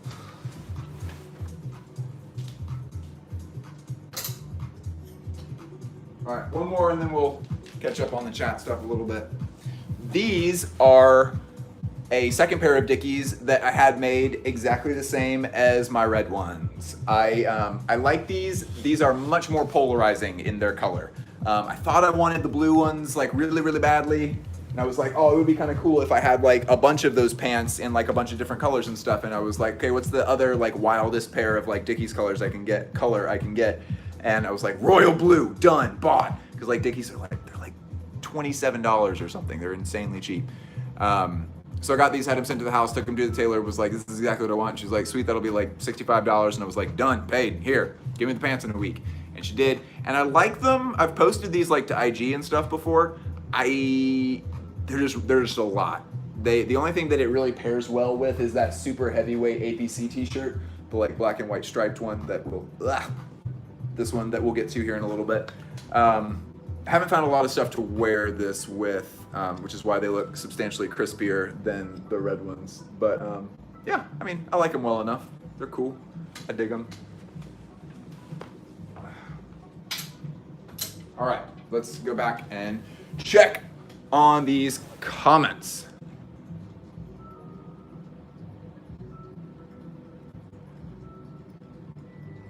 All right. Oh, also, hey guys, subscribe to the motherfucking Patreon.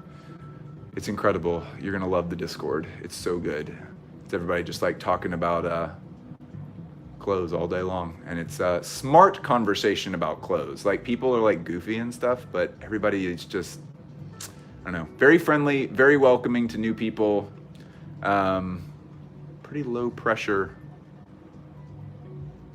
but very information heavy. There's a whole channel that's I promise I'm looking for questions right now. I'm also talking.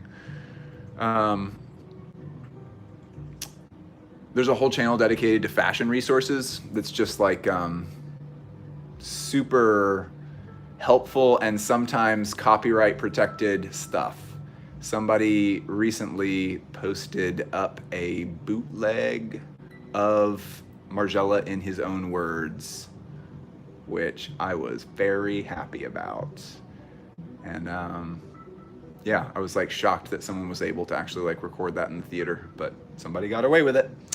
And now that's accessible to only Discord subscribers, Patreon subscribers, who are all in the Discord. And there's like a billion other things like that too. Like somebody posted up like, here's a bunch of like old Comme des Garçons shows that are impossible to find videos of, but here's 15 videos of them. And someone said, bruh, imagine putting your wallet in your back pocket. Y'all are funny. I like y'all. Y'all are a lot of fun. Let's see.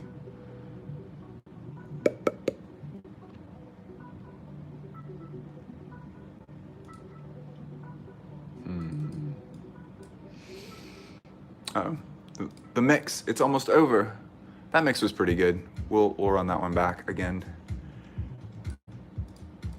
Damn it, I don't want to open Microsoft Word. What would I even use Microsoft Word for? Get out of here. Someone said, show us the CCP already. I think you might be a little bit disappointed. This guy owns 0 CCP.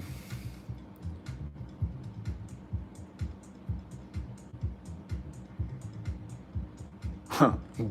Bliss is really going to go through the Bliss Foster interview again, huh? Did I talk about the thing about the pants and stuff? And like, oh, I guess I did talk. Oh, my bad. I try to not double up on stories too often.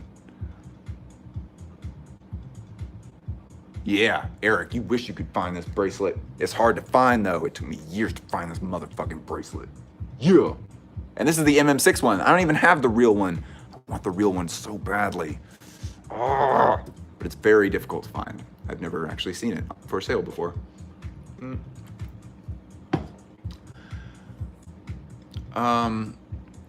Someone said, do you believe that growing your channel over a certain point will result in a worse community? Because right now this feels really like a group of friends. Okay, here's my philosophy with this.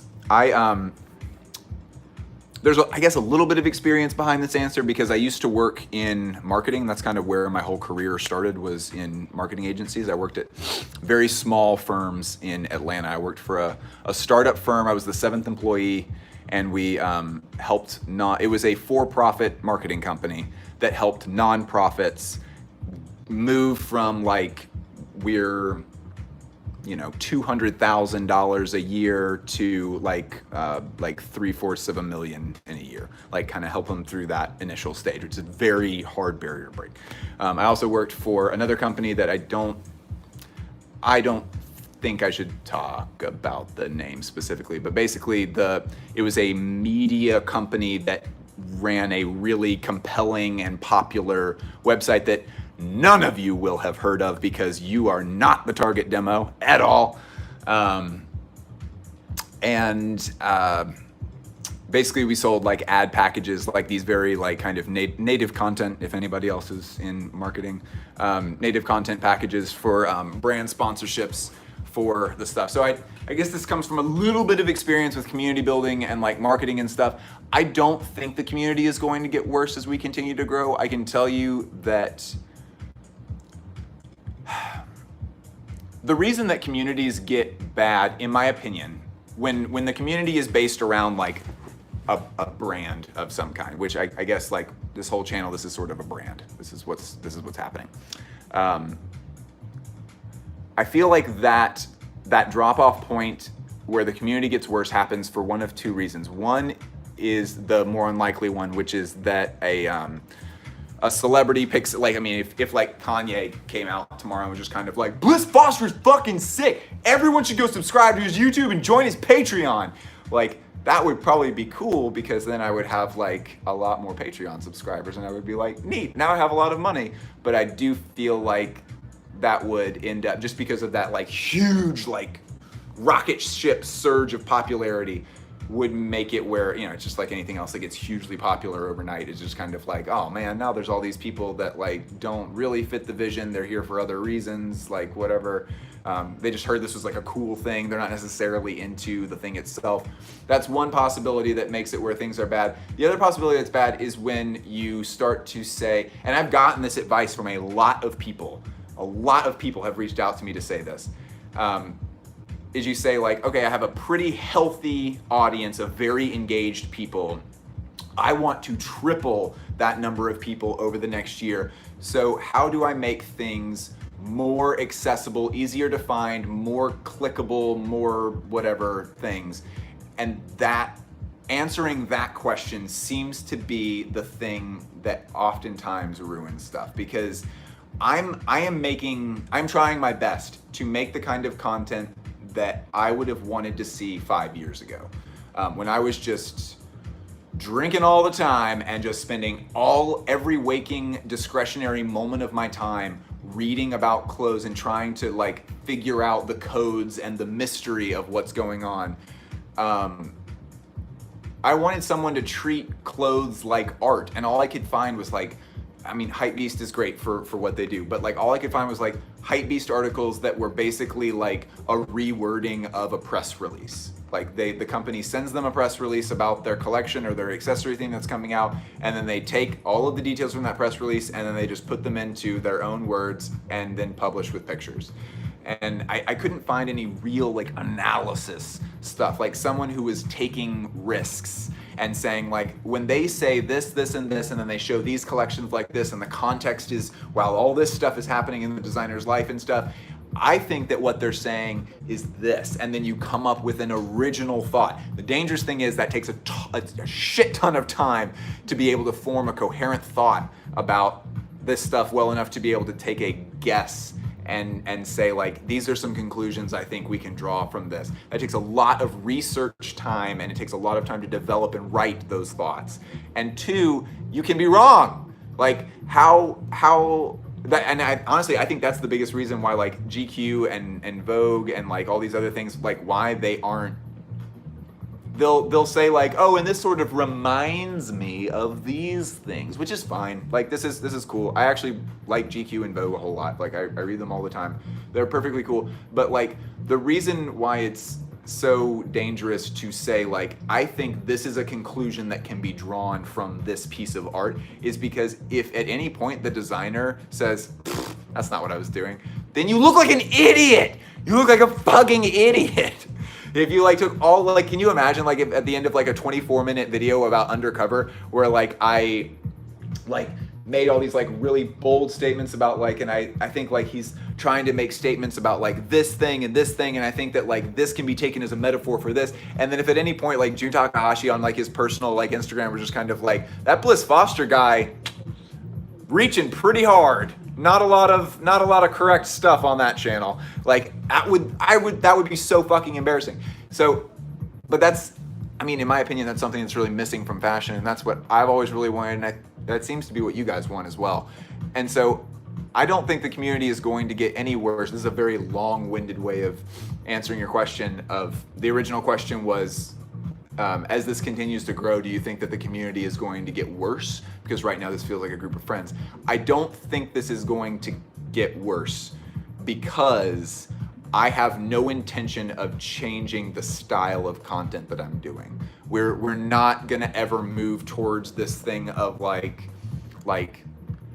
top 10 sneakers for a post-sneaker world. Like we're never gonna switch to doing stuff like that. I might have, I've done stuff that's very clickable before, just because I wanted to. Like we did the is Raf going to Prada like news update video where I had some stuff to say about it, and so I recorded a video really quickly and edited it really quickly and posted it up, and that was very clickable. It's like my fourth highest clicked video of all time.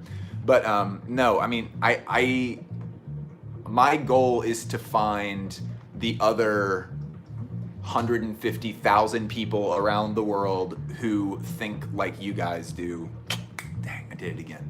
Who think like you all do, and who are really passionate about fashion and really want to find the answers and unlock the mystery and think about it the way that we think about real art.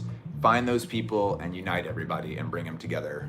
And I think it'll still be a good community because it'll still have everybody who is very like-minded. It seems to be a problem when like if anybody ever like really got into like raves or like club culture, like those are great if like it's a small like tight-knit group of people, like a few thousand people that always get together, and you know, it's like being at a small school together. Like everybody sort of was like, I don't know that guy's name, but I see him like every week, like every time we throw these parties, he's always here. And then like if those parties get like really big, or they do some like big promotional thing, or like it gets super popular or whatever, and then you just like have a bunch of like bros there who are just kind of like, I like doing coke and like taking shots, so like I'm just kind of wherever the coke and shots are at. And like those guys show up and it's just sort of like, this is fine, like we're all still together, these DJs are really good, this is all very fun. Those dudes clearly do not get it. They are just from like in my example, they're from Georgia Tech. Those are Georgia Tech bros. They are now at all the raves, and they are kind of ruining it. They're sort of ruining it because they insist on taking their shirts off and saying woo really loudly a lot. So they're here and we're still having fun, but we wish they weren't here. I promise to never purposefully do that to you all. We will try to not attract Georgia Tech bros. Bliss. Kyle said, bliss! Do you go to Georgia Tech, Kyle? I'm sorry, it's nothing against you. You can stay here and you can take your shirt off and scream woo if you want, if that's really important to you. Okay, but yeah, to answer that question, I don't think the community is going to get any worse. It especially won't get worse if you join my Patreon today. Patreon.com/BlissFoster. Let's look at some more clothes. This is a pair of pants that I own that are, you know, not really that great. I'm thinking about throwing them away. I might like post them on Grailed for like $30 or something. I don't know. They're kind of garbage. I don't like them at all. JK, because this is my Helmut Lang jeans. I love these so much.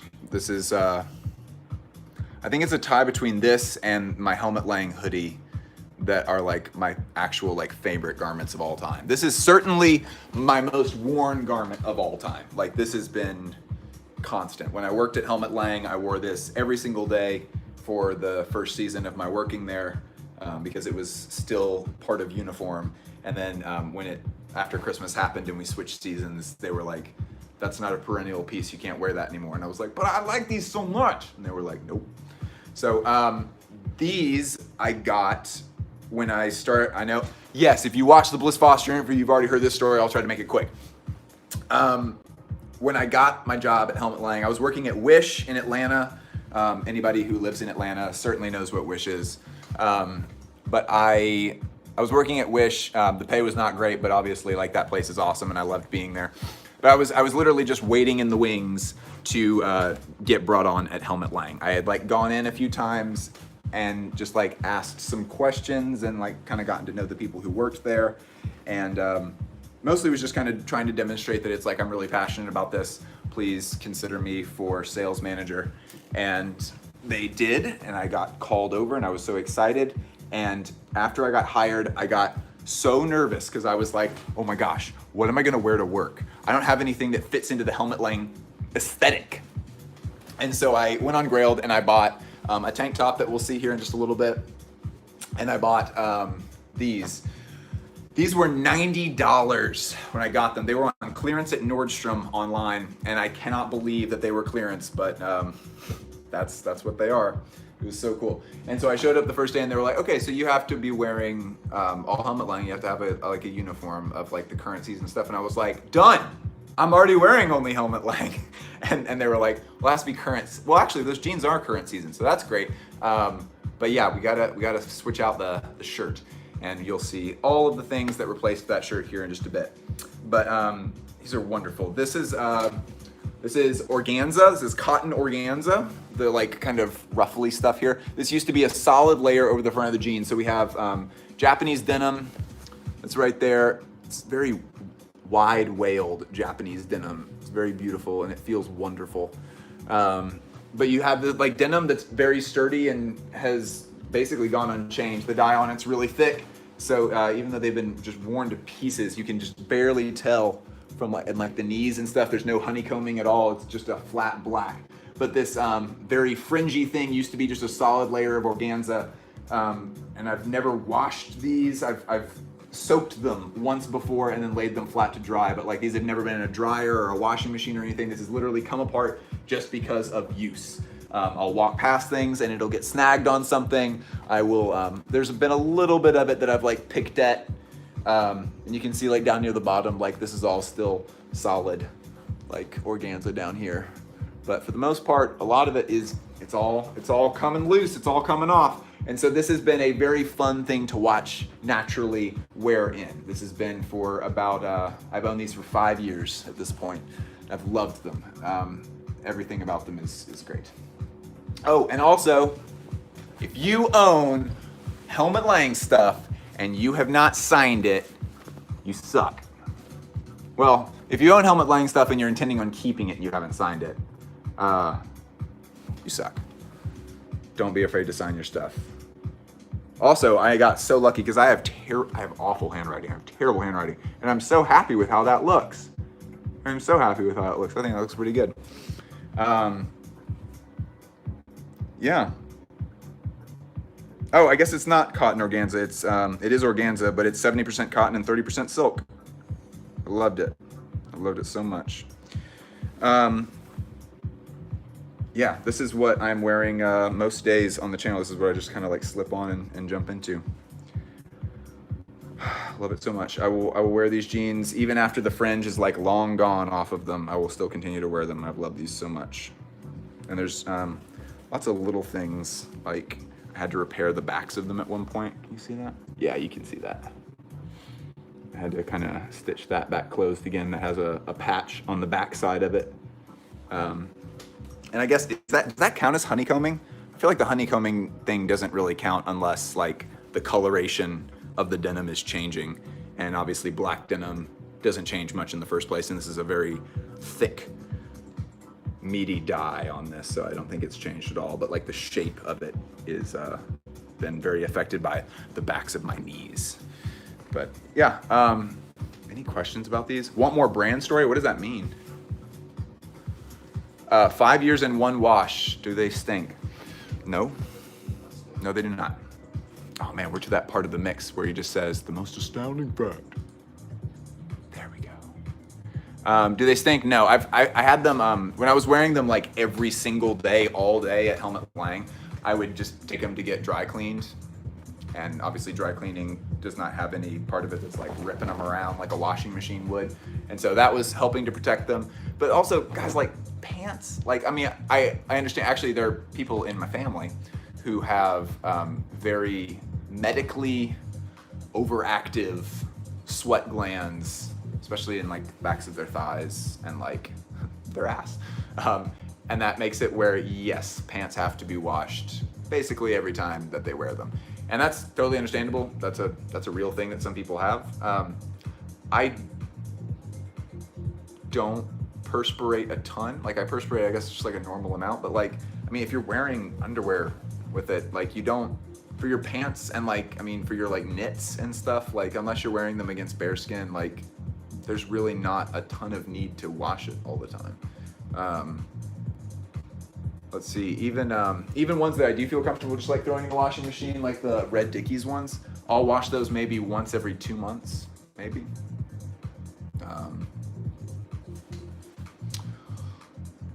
The skid marked helmet jeans. Yeah, I mean, like people will like overwash them for like things that are like delicate, especially like shirting material, like things that, and like t-shirts, like t-shirts that you like intend to be wearing a lot. I honestly think that most people are way overwashing their stuff and they're kind of destroying it. Now again, like if you do sweat a lot, there's nothing wrong with that. And if like you're just like, man, these like shirts, like they're gonna smell bad if I don't like wash them, that's great, wash them. Like that's totally fine. That's just a part of like you wearing your clothes. But yeah, at the same time, like kind of try to assess if you need to be, I mean, using all that water, that is a lot of water. If you're like taking your jeans off every single time and washing them, that's a lot of water. And yeah, just like assessing if you want because I mean, water is a naturally corrosive thing, especially for any garments. Yeah, if something is sitting and it's wet for a long time, that's not good for it. So for more like, I mean, these basically like the goal with these, I've washed these so far one time, and that was get like a half a cup of Woolite and put it into like a big pot that I have, and then like cold water, let them sit for like 35 minutes, and then pull them out and put them in a towel, and then just like do this a little bit, like very gently, just like knocking them around in the towel. And then I lay a towel on the ground and I laid these out flat on the towel, and I turned them over every 12 hours or whatever, like, you know, before I would leave for work or whatever, and when I would get back from work. And you let them dry over the course of like a day and a half. That's the gentlest way to wash things, in my opinion, other than just dry cleaning them. And that's what I do for most of my stuff. Yeah. The only things I wash regularly are my yoga pants. Yeah, that's a must. Otherwise, I'm with you on washing clothes less frequently. Yeah. I mean, like, okay, so something I was shocked by, I obviously like grew up with my mom, but like I have all brothers, so it was like mostly guys in my house. I did not know until I got married and moved in with a girl that like women apparently like hardly ever wash their bras. And like I at one point like gave Lindsay this like weird look, as if she was not like a fully grown adult woman who like was perfectly capable of taking care of her own stuff. And I was like, I asked like I asked a very mansplaining like question where I was just kind of like, don't they get like super dirty though? and she was like, no, Bliss, it's not like panties or like your boxers where like it's like right up against like the part of you that gets like the most grimy, because it's like a lot of skin sitting on top of skin and stuff. Like it's just all my boobs. Like this is not like a crazy, like there's not like a ton of sweat going on if it's just like a normal day. Like you can wear a bra like for a while and like you don't have to wash it. And then I do wash it when it like has been worn like a number of times, and then you just keep wearing it. No, it's not a big deal. So she was like super sweet about that extremely dumb question that I asked. But yeah, maybe wash your clothes a little bit less, but ultimately you decide, because you know what's best for you and your clothes and your body. Okay.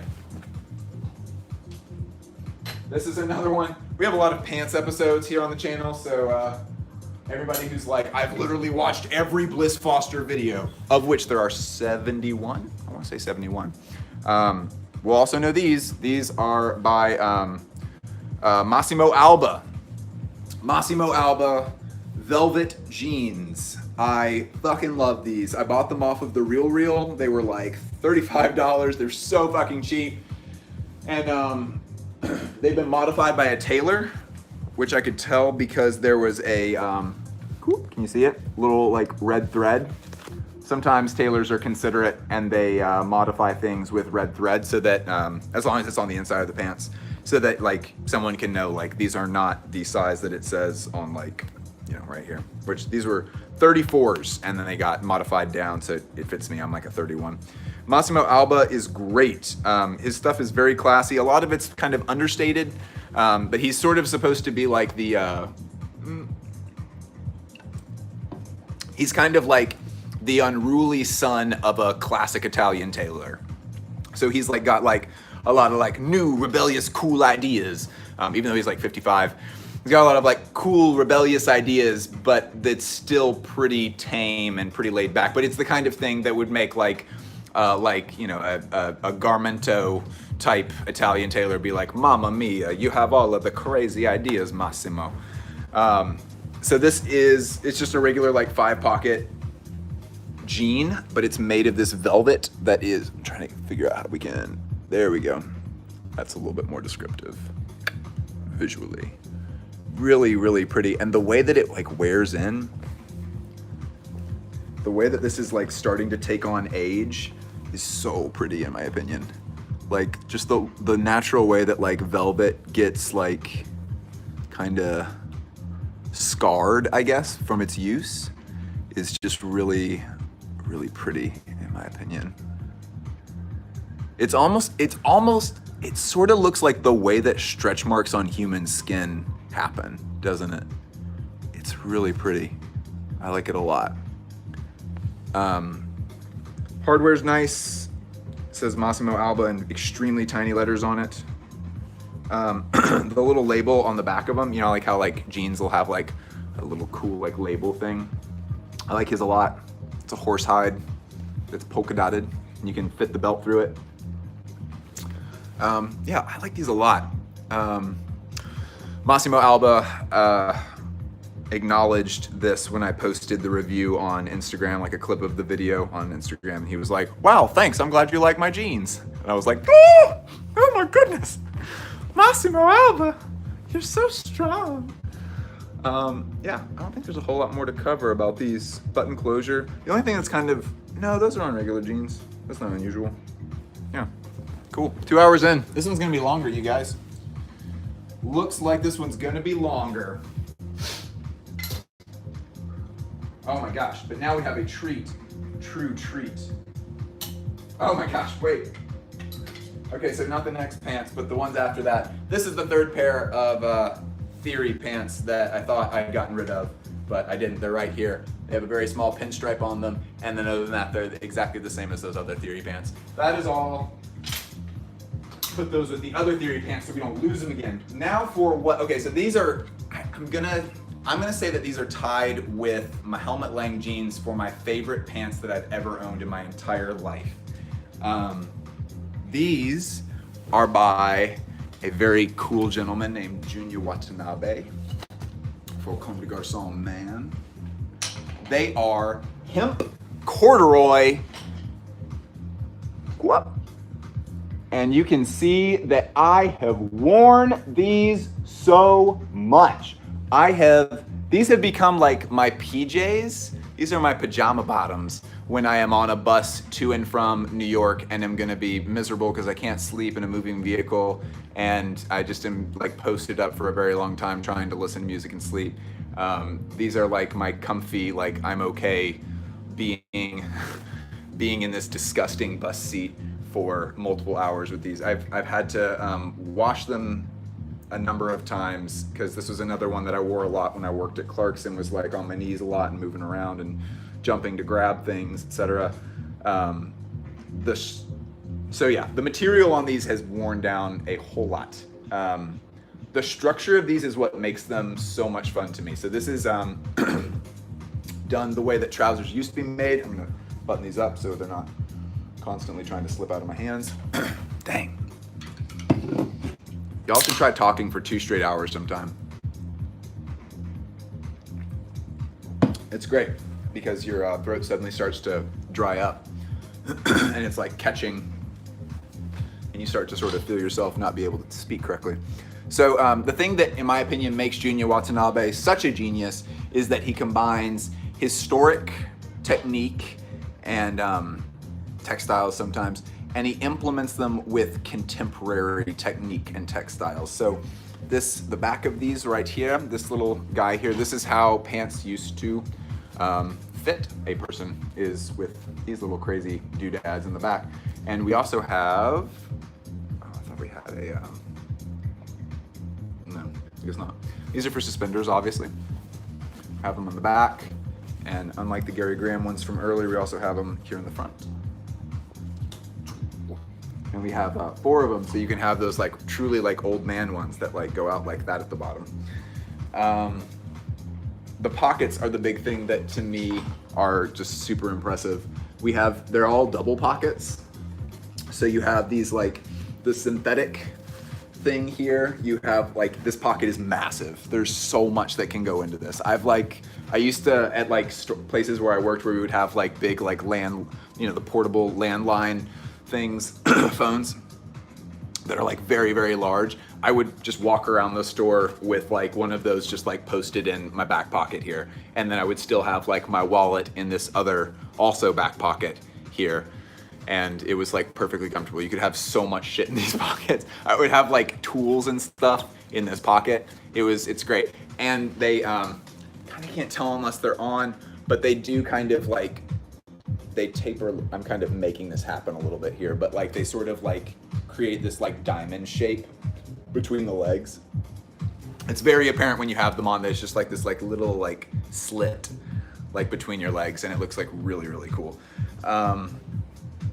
Yeah, the material I've been shocked by, because I've always sort of thought of hemp as being something that's like, you just want the novelty of saying like, oh, my clothes are made out of a joint. But like, I've been so shocked with how good this material has been. And anytime that like I'm putting them on for the first time, I always get freaked out because they, I wonder if we can, is there a way for us to see this? See what I see when I'm putting them on? Shoop. No, you can't really see it. Basically, like if there's any amount of light in the room, you can see like dead ass, like not straight through them, but you can see a lot through them, through the material. And it like has always made me so worried that I'm just gonna be like walking around in them, and then suddenly I'm gonna like step up onto something, and then they're just gonna like completely rip open, and then like my favorite pants ever are gonna be gone, and I'm gonna be so sad.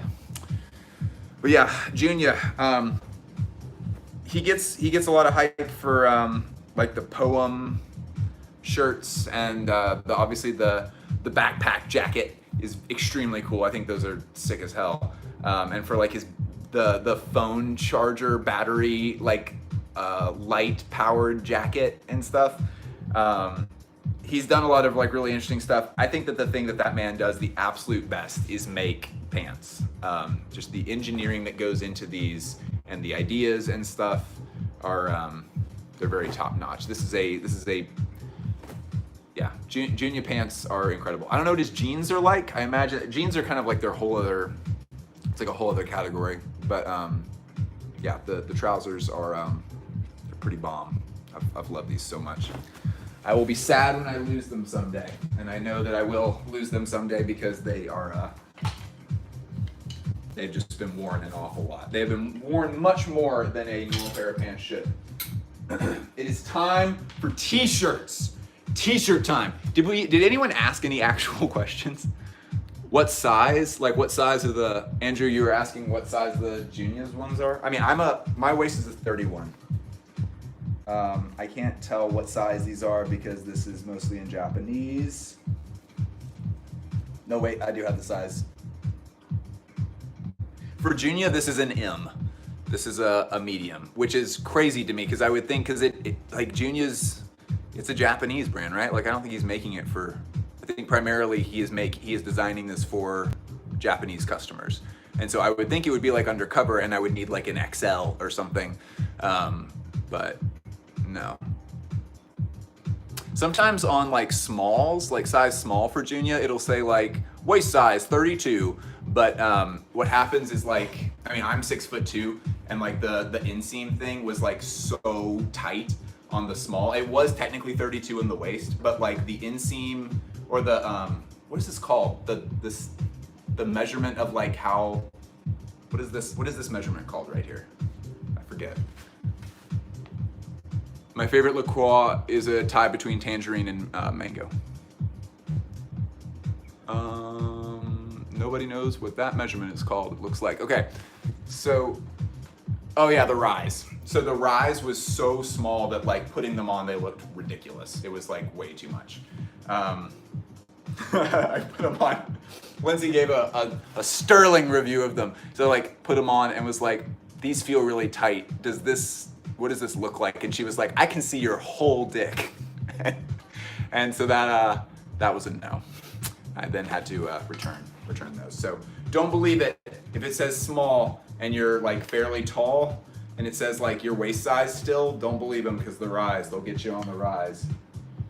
Did we have any questions? It seems like this entire series we've just like not had really any like actual questions. Okay, somebody said, how long is this video going to be? I'm just asking, I'm not complaining. As long as it needs to be. That's kind of the rule with everything on this channel. All the videos are as long as they need to be. And if you need to bounce, my feelings won't be hurt. It's okay.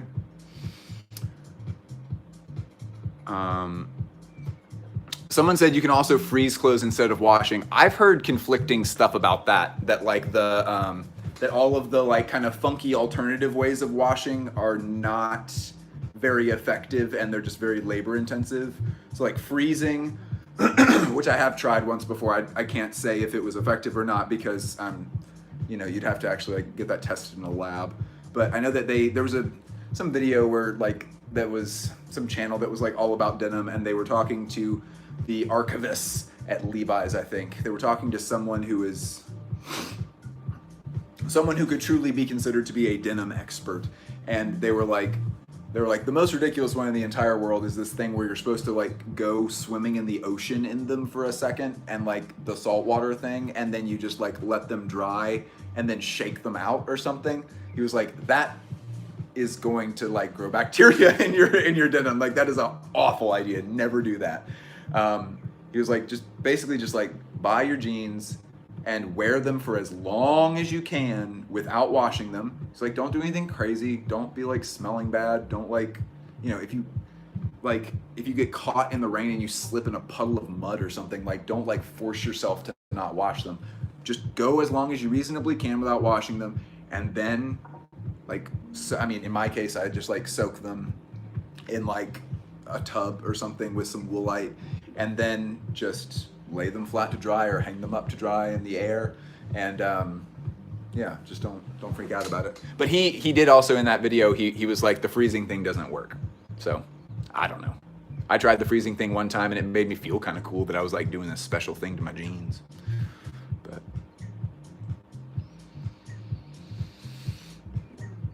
oh, and yeah, Andrew, yeah, 2015 era. Yeah, I think actually those pants are, the Helmut Lang jeans are spring, summer 2015. It's the Alexander Plakov era of Helmut Lang when he was running menswear and Kationa Deli was running women's wear. Very underrated, by the way. Alexander Plakov made some of what I now consider to be my favorite clothes of all time. But like, I don't do this, but I guess someone could dismiss them as like, oh, that was very of a time, like luxury streetwear kind of thing. It was very trend focused. But Kationa Deli, she like, all she did was like make like jeans, and she got them on Sex and the City in the 90s. And so she got like really big as like a denim brand or whatever. And then she went bankrupt or just closed the business or whatever.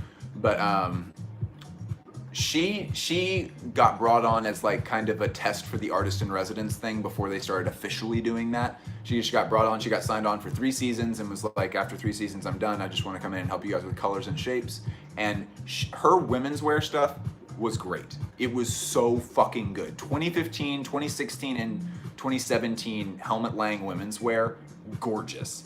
Fucking gorgeous. Like all of the stuff that came a few years right before the big re-edition stuff started happening. Like before they did the collaboration with Travis Scott. That was like the mark when like Helmut Lang sort of took a turn, and you know, it's whatever now. I don't think it's better or worse or whatever, but it changed substantially then.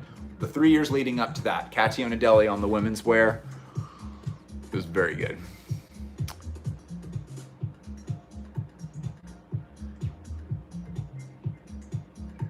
Let's see. Can you wear loafers with full Rick Owens? You can legally wear any footwear with Rick Owens, except for footwear that is made out of materials that would be illegal. But otherwise, yes, legally, you are allowed to. Oh my gosh, someone said Martin Margiela himself comes into Bliss's comment section and roasts him. I want that to happen so badly. Oh my gosh.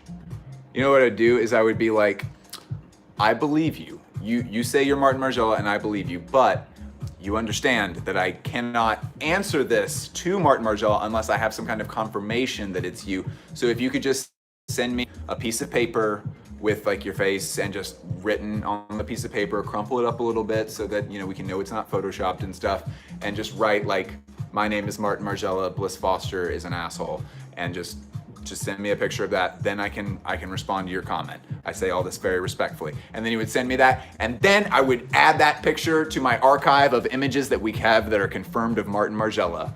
And I would be like, psych, gotcha, you 60-year-old. Okay, boomer. And then I would delete his comment. All right, so no other. Someone was asking for sock wardrobe. Go watch the accessories videos that I made. It's a part 1 and part 2, and I cover all of my socks. Like these beauties. You know what these are? Does anyone recognize the way that they're made? I would recognize them if I saw them somewhere else because I'm obsessed with these socks. These are Anonymousism. These are the greatest socks of all time. I love them. I love Anonymousism. Let's see. Iodized salt and vinegar with water in a bathtub keeps the color in the denim work perfectly with my type 1. I don't know what the type 1 is, but you can wash it afterwards normal and all the color indigo doesn't wash out for a few. Oh, okay. And then Arline said, I acquired a great coat one time and it reeked horribly of mothballs and someone said to freeze it and it would solve the problem. And that was a lie. Yeah, I actually had the same problem with a coat that I reviewed last week that was, it's like from the 60s. It's from a army. It smelled like someone was like had chewing tobacco and wasn't told that you had to like spit it out as you like worked on it in your mouth, and that they just like swallowed a bunch of it and were just like, I like this chewing tobacco. This tastes really good, but like my stomach's like kind of starting to hurt. And then they like took the jacket off and puked into the jacket, like a bunch of chewing tobacco and whatever else they were eating, regurgitated into the jacket, and then they were like, I'll wash this tomorrow.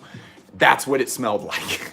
It smelled fucking horrible, and I couldn't wear it for literally like 2 years. I owned those, and I couldn't wear that jacket for 2 years because it was the blue one with like the cool stripes going up the back for anyone who was in here last week. Couldn't wear it for 2 years because I was like, I don't know how to get this fucking smell out, and I literally cannot wear this if it smells like this because it's overwhelming and it's horrible. I took it to multiple dry cleaners. I tried soaking it in baking soda, just like getting a trash bag, putting the coat in, putting like 2 full containers of baking soda in there and just like shaking it up, and then left it in the sunlight. That was something someone told me to do. The dry cleaner later explained that that was a huge fucking mistake. He was like, you have locked in the smell. That's what you've done. You've locked the smell into the material. I was like, okay, well, I'm gonna leave it with you, you optimist, and I'm gonna run off. Yeah, but Genesis, they do look like Chup socks, I agree. Arline, did you ever get that coat smell out? Oh, you said you did get the smell out, cool, but it was not because of the freezer, yeah. I think the first thing that I'm gonna do is I'm just gonna take it to like a nice dry cleaning place the next time I have something that really reeks and just be like, gonna give this to you. I don't really know what to do with it. There's a very extreme smell. I need the smell gone. Is that something that you can handle? And they'll either say yes or no. Try an ozone generator? I just don't think, for me personally, I don't think I'm gonna try stuff from now. Like, especially if it's an article of clothing I really care about and that I really wanna wear. I'm just gonna stop with the trying stuff at home because there are people who have spent their whole lives cleaning clothes that are pretty fucking good at it and that will only charge you like $20 maximum. Like it would take a really crazy dry cleaning process for it to be $20 for a single garment, because normally it's like $4. And I might just take it to those people and be like, here, this smells horrible. Can you please fix this?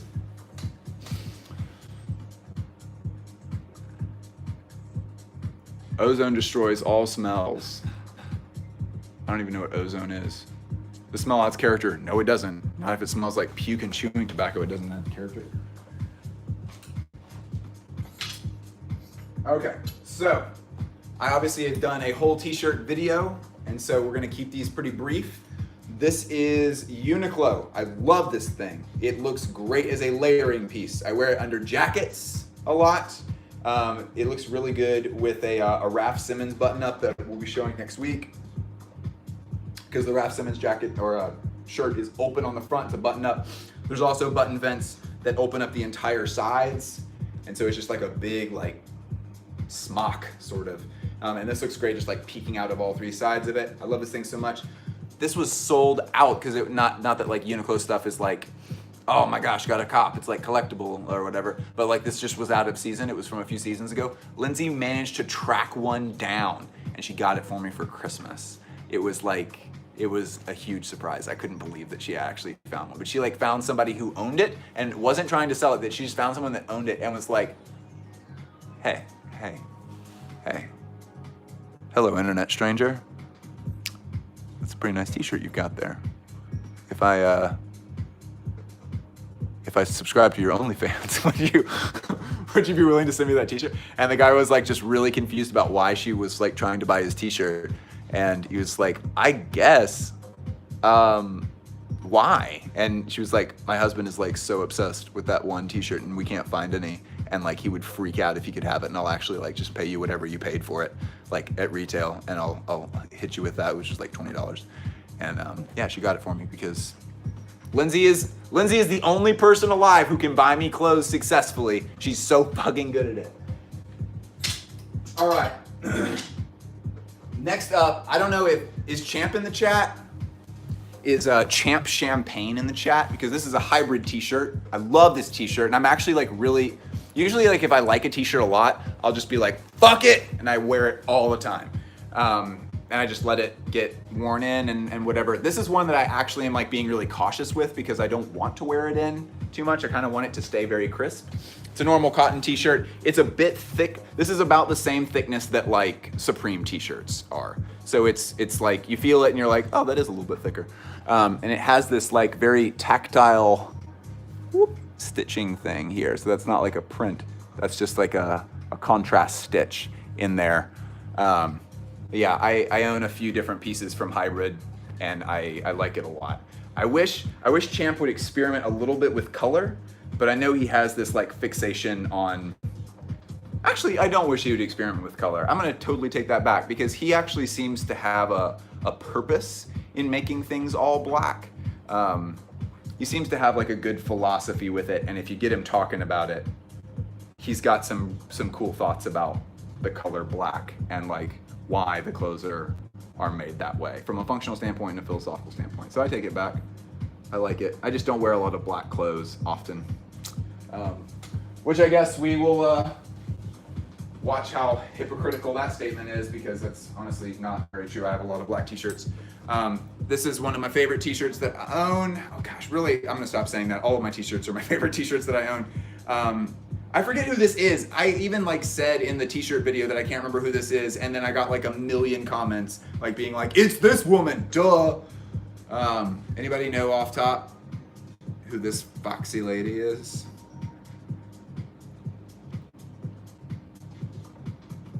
Nobody? All right, cool. Well, I like wearing this a lot. It's very like 2006 band t-shirt, like wear to the emo show kind of thing. But you know, that's my real history, so fuck off. This is what I was wearing last week. Conda with a K. What's his first name? Yeah, Marlene Dietrich. Thank you so much. This is Marlene Dietrich. That's who it is. Marlene Dietrich. That's who this is. What's his name? Is it Andrew Conda? Who designs this shit? The guy that designs for Arca. Just a black long sleeve t-shirt. Yeah, I like it a lot. His graphics are kind of disturbing. This one's pretty tame. Oh, dang, the light's making it where we really can't see anything. But the first Conda t-shirt that I saw was those same kind of waxy, weird. Oh, Jesse Conda, thank you. Somebody in the chat saving the day. Thank you, Ben Cook. First person I ever saw wearing a Jesse Conda t-shirt. It was just a plain like humanoid figure. Like all of his people in his thing, like they're kind of humanoid-esque. They're never like fully like people. But it was just a guy or girl, I don't know, standing like with their back toward like out in the graphic, and they were like looking back behind themselves, and they were fisting themselves in the ass. And I, not a whole lot else on the t-shirt. That was the emphasis, was this humanoid thing fisting its own ass and looking like very sleepy. facially, expression-wise, very sleepy looking. And I was like, what the fuck is your t-shirt? And they were like, it's Jesse Conda, you know, like the guy that did the stuff for Arca. And I was like still like about to like fold over because I was like, there's a person fisting themselves on your t-shirt. But I was like, damn, I need to look up Jesse Conda. That sounds sick as fuck. And I did, and I really like their work. Jesse's a smart one. This is a shirt that came about because I needed something to match with my Sacai shorts. So I went to Destination XL. That is a store we have here in America. The sign just says DXL. And it is a store for people who need extremely large sizes. It's actually pretty cool just from like a brand perspective because you walk in and it smells high key. I've been in a lot of luxury stores before, guys. DXL is the best smelling store I've ever been to in my whole life. I love how DXL smell. That like cologne that they use is wild. I usually don't even like manly smelling colognes. This one, it smells like someone who gives excellent hugs. It is a good smell.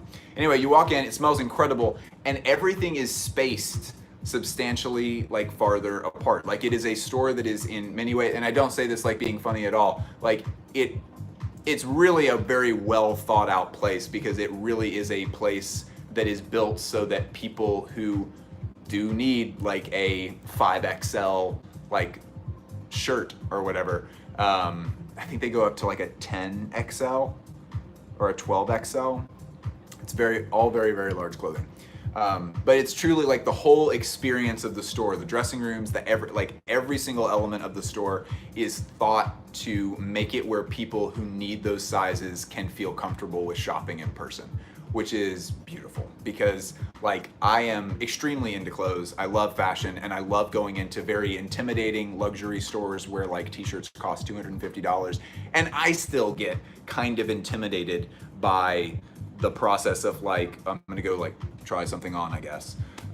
There's still like a little bit of like tummy butterfly kind of feelings to all of that. So it's pretty beautiful that there is this like place that is built with the idea of making people who almost for sure like feel like they are, I mean, I know this because like I've been told this by people where it's like because I weigh a little bit more, I always feel like I'm like in the way or I'm blocking something or I'm like about to knock something over or I am knocking something over and it just feels shitty and it's very like it's emotionally taxing being in places like this.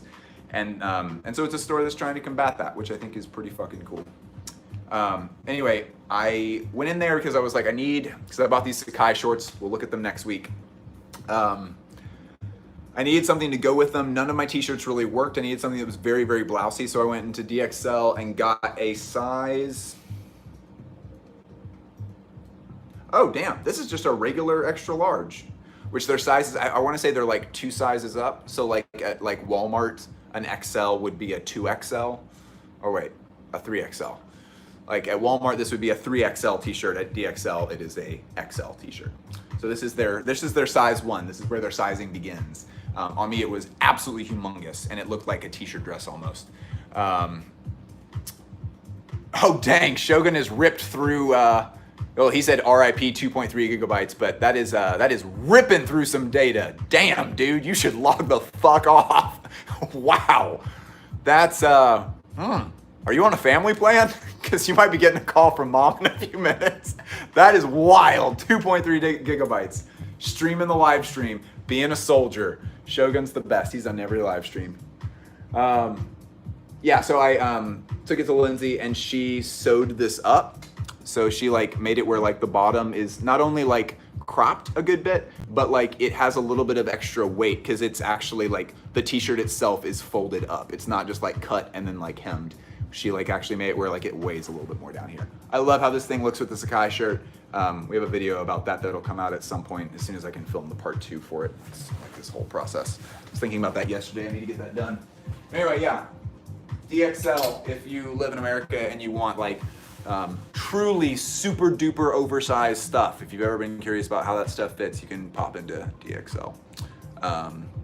Make sure you're on your best behavior and you're absolutely polite and that you preferably go during like low traffic times so you're not making other people feel like weird or that like you're there for some ironic reason. And you shouldn't go for an ironic reason because that's shitty. Okay, so these we're gonna knock out all at once. This one, this one, this one. Gosh, how many of these do I have? A lot. I have more of these than I thought I did. These are all of the t-shirts that I got from my time working at Helmut Lang. Behold. So, I mean, if you really want details about all of these, I go into a ton of detail about them on the t-shirt video. I think the video is just called What Makes a Good T-Shirt. And I go through all of my t-shirts in a lot of detail or whatever. And I talk about material a lot more. But basically, these shirts have been worn to death. I have worn these so much. This one, the material on it's really wild. It's like kind of stretchy, just a little bit stretchy. Obviously the camera is not picking this up well. It's kept its shape surprisingly well. It's a very 2015 like streetwear type thing. It's got little details like that on the side. I still love these a lot and I will wear them periodically. That's identical to that other white t-shirt. Just a long sleeve white tee. Very 2000 boy band type beat. And another white t-shirt. Blammo. All the Helmut Lang tees. I got my basics closet fucking dialed in. This you might recognize from a little brand called The Hood by Air. This is a Shane Oliver HBA classic jaunt. It is very loud and it is a lot and I like it and I don't wear it very often. I love Hood by Air and I feel like what Shane was doing there was so special. I am not getting rid of this. I'm pretty much keeping this around until tight long sleeve t-shirts come back around again because they're very not in right now. But I mean, there's just so much cool stuff about this kind of stuff. Like he's got like this like plastic. You hear that? It's like plastic. It's like this like rubberized shit on here and like it's like a homing beat. It's like a thing that airplanes use to find other airplanes type beat and I don't know. It's not. I understand that this is very like 2013, 2014 like ooh moody dark streetwear with a dark secret kind of stuff, but I don't care. I like it a lot.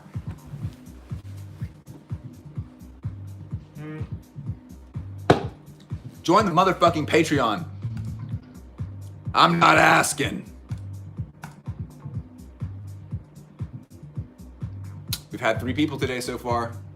We had Nolan, we had Daniel, we had HVR. HVR, I don't know what that is, but we need 2 more soldiers to pop in. This is so good. I fucking love this t-shirt. I have a question for you all. What's up? Oh yeah, okay. Does anybody know what this is? Like where this graphic came from? Not Unknown Pleasures. We all know about Ian Curtis. Does anyone know why this isn't exactly like the original Unknown Pleasures thing? Archive H&M, definitely not BizVim. Disney, yes, you are close. Joy Division. In 2015 at Disney World, the American Disney World that's in Florida, there appeared at some shops around the Magic Kingdom, there's 4 parks in Disney World. Magic Kingdom is the flagship one, it's the main one.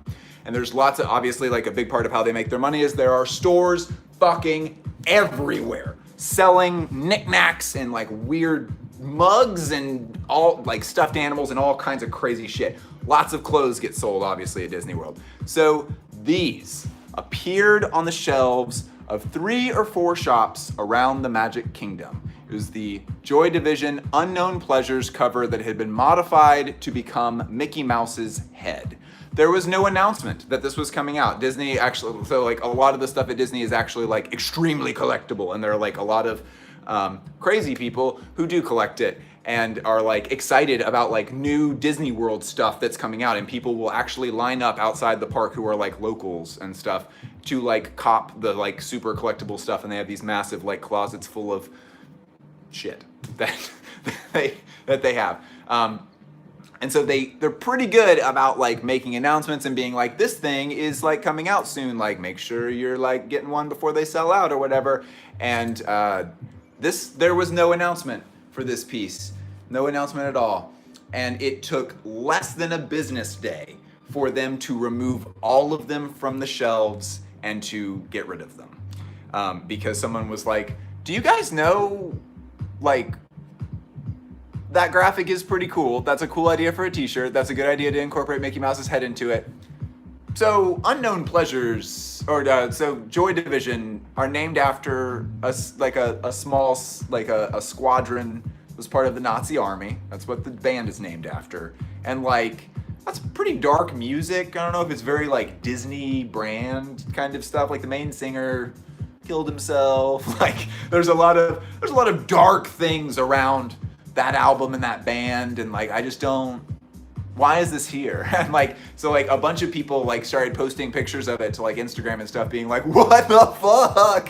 And like, but like I guess a few people bought it or whatever, but essentially these became impossible to find. Like the day that it came out, I remember that somebody was like, I am at Disney World with my family and I have this shirt, does anybody want it? Because like I bought it because I thought it would be funny, but I'm never actually gonna wear it. I'll like sell it to you for $40. And I was like, oh my gosh, I should buy. That is cool. Yes, that is very cool. I should buy. And I didn't pull the trigger. I didn't message him. And I really wish I had. So this is a reprint of that same shirt because I love that so much. That like a brand that like has their shit together as much as Disney, which whether or not you like Disney movies or like have Disney Plus or I honestly watch very few Disney movies and I really can't stand the Marvel franchise and like all that stuff. This is a very crazy, like late capitalism type beat thing. I think this is so fucking cool. I love this so much. I wore this on the second Margella episode, and like the first like 8 comments on that video were just like, what the fuck is that shirt? That's stupid as shit. Do you like, like 2012 Tumblr type t-shirt. I like it a lot though. This is my Helmut Lang tape top that I panicked and bought when I got my job there, and I love this thing so much. Oh my gosh. Oh man. I hate how this light is washing everything out, but you can kind of see the material there is like not very typical. I love this material so much. Again, like if you want like details about this stuff, please go watch the t-shirts video and drop a like and a comment. This, I had somebody, I forget his name, maybe it was Liam. I had Liam pick this up for me because he was at a shop and he was like, yo, bro, I found you the Peppa Pig CDG play shit. And I was like, how much is that for real? And he was like, it's literally like 7 pounds. And I was like, I will PayPal you 7 pounds, and I will PayPal you for the shipping if you buy that for me and send it to me. And he was like, done. And he was actually like already down the street and like eating with his friends. And he was a G and got up and ran back to the store and actually bought it for me. But I've had this idea for years that I want to collect like hype clothing bootlegs that feature Peppa Pig, because there are a shocking number of those. There are so many hype clothing items like Vetements like rip-off stuff and like Balmain rip-off stuff that like they feature Peppa Pig for some, I have no idea why that is. This almost makes sense. This kind of almost makes sense. Not actually, but like it's almost there. But like, I don't know, even on ones that like really don't make much sense. They, oh my gosh. And I just noticed that there's also kind of a ripoff of the Philip Plein logo. Got the pee-pee. Got the pee-pee. Very rare pee-pee drip. Pee-pee. Philip Plein is a dickhead. This is the APC t-shirt that weighs so much. This is almost like a does anyone know what a thunder shirt is? That is a real thing, not a joke thing. It is a real thing that people who are on the autistic spectrum, usually who are children, who are having a hard time dealing with like being in public or being around animals or what have you, like just things where they like are in environments where they feel very uncomfortable. There's this clothes and blankets, usually they're like hoodies and stuff that are very weighted. It's like fabric that has like these like sand, or I don't know exactly how they work. I've never actually felt one, but I really want one, that are weighted so that it feels like there's a very gentle embrace like on these like key places that kind of like help you if you are autistic, but also if you are just like a human being, that like help you to like calm down. And so if you're in like a very high stress environment, like if you're going through an airport or something, what you do is typically if you have a young child who is on the autistic spectrum, is you have these clothes and you don't want them wearing it all the time because obviously anybody would get used to that. And so you can't really feel it as much, but you would just be like, okay, let's get out of the car. And you like put the hoodie on and they just kind of like, it just sort of like kind of helps you to relax because it feels like you are being hugged. This is not that, but it is, it's just an APC t-shirt that is so heavy that the material is so heavyweight, it's very thick cotton, that it's the only t-shirt that I can feel on my body even after I've been wearing it for like longer than an hour. Arline, you got a weighted blanket for Christmas? I want a weighted blanket. Dang. I tried to look up like weighted material hoodies, and all of them are, they don't have the drip. Like they're not cool looking, and like all of them are like zip up the front hoodies, and I would want like an oversized like pullover hoodie and stuff. Like they're clearly meant to be like something that a doctor recommends that you buy. They're not meant to be like, oh cool, like a hoodie, except it's super duper heavy. It'd be so cool if someone would design a weighted hoodie that actually like looked cool, but like all the ones that I found just look like they're from like Old Navy, which is a bummer. Anyway, I love this thing so much. The like number one reason why you should go watch the t-shirt video is because I demonstrate the weight of this in a way that I'm quite proud of. So there's that APC t-shirt. I love it so much. It was given to me by my very good friend Zach. Literally just gave it to me one day. He was like, I don't think I'm gonna wear t-shirts anymore that haven't been designed by either me or my friends, so I'm gonna like just give this to you. Cause you seem like a boat neck kind of guy, and he just like threw it at me. His dirty ass t-shirt that I had to then take home and wash. But I was super appreciative because I had not owned anything by APC before, and this has been awesome. I've worn it dozens and dozens of times. Thank you, Zach. And we'll actually be like seeing some of Zach's t-shirts that he did make here in just a moment. This is a Robert Geller tee. It is a double tee. It is super duper cool. I like it a lot. I have worn it many times. I love the double tee-ness of it. And like, it's like fully a double tee. It's just like attached at like the seams up top. It's like very fully, really a double tee. It's great. And I always like to say that if I like do some like weird shit with it, it's like, now it's a Rick Owens t-shirt. Behold.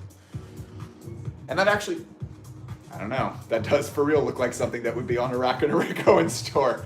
That really does. I keep making jokes, but maybe I'm giving free advice. This is another item that I have worn ad infinitum. This is a Robert Geller vest. Back in the day when Robert Geller was still kind of trying to do the like modern dandy kind of look to all of his stuff. This thing has been incredible. It is a felted black wool on the front. On the back, it is a, what is this? Is it just like a, ooh, are there no care tags anymore? Did I or some other person pop them out? I think I might have. Dang, no care tag. I don't know what the back is, but it it's very like heavy material. It's very like weighted. You got the, not weighted, it's just heavier weight.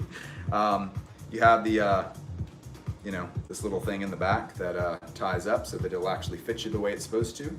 And I've worn this thing as a layering piece so many times. These pockets are just big enough for a vest. I like that the buttons are, well, I don't know why I thought I could hold that. I was trying to hold that in my mouth and also talk. That clearly isn't gonna happen. I like that these buttons are lined up so that you can really only button one of them at a time. If you try to like button multiple ones, it'll get like kind of bunched up in a weird way. I don't know, the cut of this thing is just really cool. I love this a lot. I actually think I'm just gonna throw this on and wear this the rest of the video. So I feel very much at home wearing this vest. I'm sure everyone here has seen me wear this countless times on the channel. Love this thing. This is one by, oh, let me not totally slaughter her name. What is her name? This is a tee that's in collaboration with Cult Daze, which Cult Daze is either D-A-Z-E or D-A-Y-S. Let me look, hang on. Cult Daze. Yeah, Cult Daze, like day of the week, D-A-Y-S, Cult Daze. She does a lot of her like own stuff. It's pretty cool. The really, really fire stuff is the stuff that she does with Ayesha Siddiqui, who is, I've never been fully clear on what Ayesha actually does. I think she's involved in trend forecasting, and she's a writer in some, she writes about a lot of like advanced theory social justice stuff, like places where like high level cultural theory stuff and like post-colonial writing and something else. I'm trying to remember and I can't. But anyway, the stuff that they make together is incredible. And this one is a favorite of mine. It says, every border implies the violence of its maintenance, which I think is very true. And articulated in a way that I feel like I had felt that for a long time, but I had never been able to put it to words before. This is a beautifully articulated point. It's also a nice color.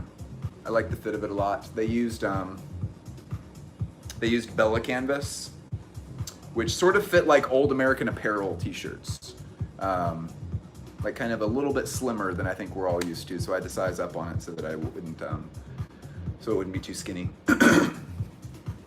But yeah, they have lots of other tees too. They have the one, I couldn't find it for some reason today, but the one that you guys have seen me wearing multiple times that has like the eye on it and it says Iran on it, that is also by Ayesha Siddiqui and Cult Daze.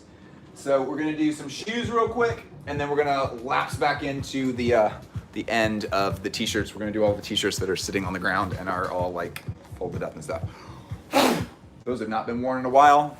These are just a pair of regular, like single monks. I don't know, monk strap shoes. I don't wear them super often, just like when I need to like be dressed up for something. But I like these as a dress shoe. I think they're pretty cool, fairly comfortable.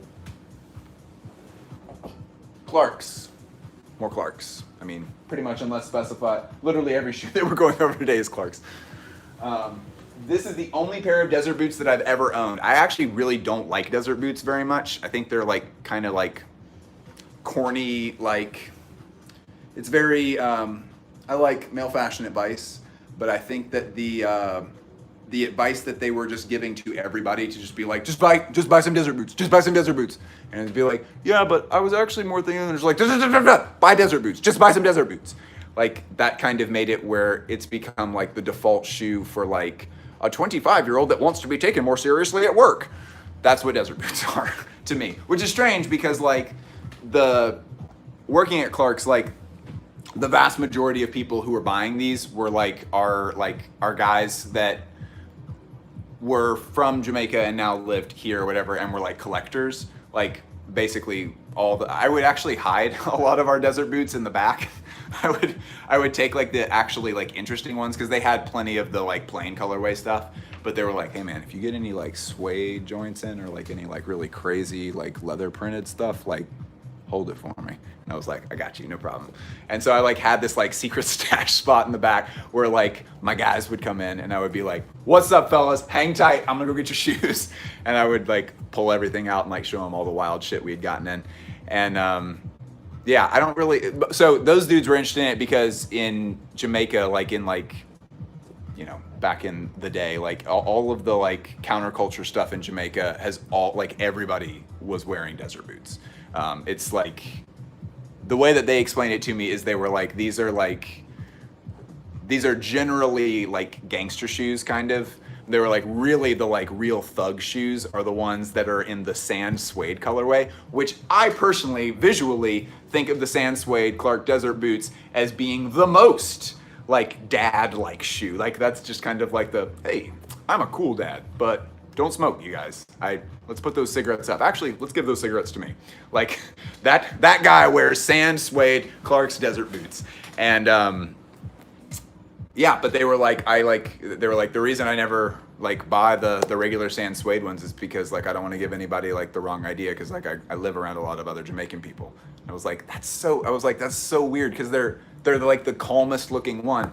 And he was like, that was kind of the whole deal with like the vibe of like the counterculture in Jamaica, is that like, he was like, obviously like we like color and stuff, and we like kind of like splashing out with like what we wear, but like the shoes are like real business looking. He was like, it's very like serious looking footwear, but then like you got like a wild jacket on or whatever, and then you like have like this kind of clash of two different looks.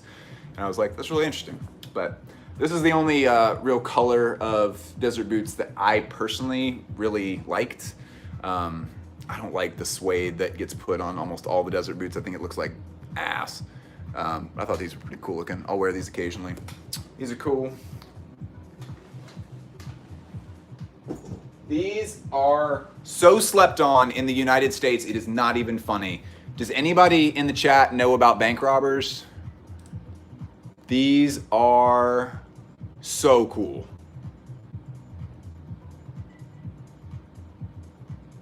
Oh, thank you. Interesting story. Wow. Everybody's just saying like, oh, that story was cool. Nice. Thanks, guys. So this is another, so like the desert boot, the Wallaby, and this is what Clark's considers to be like the third shoe in their originals lineup. This is also gum soled like the Wallabies and the desert boots and stuff. It's the Desert Trek, I guess technically is the name for it. Has the this very hefty stitch going up the center of it.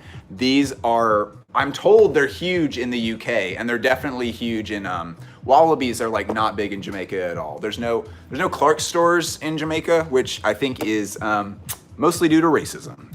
That is the conclusion that I came to from being there. There is no reason to not have a Clark store in Jamaica. It would kill.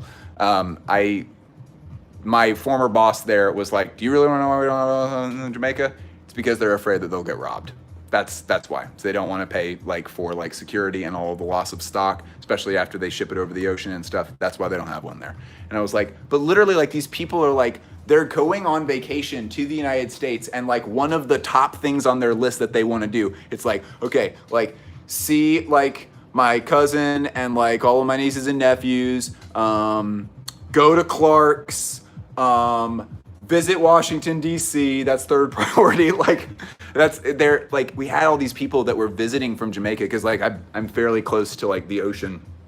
And so like they would like come over from Jamaica. Oh wait, this isn't even the right ocean. Why were they on the East Coast? Where's Jamaica, guys? I don't even know where Jamaica is. Ooh, damn. That's embarrassing. Is Jamaica in the Atlantic or the Pacific Ocean? I always assumed that they were coming from like this side of the ocean, but I don't know.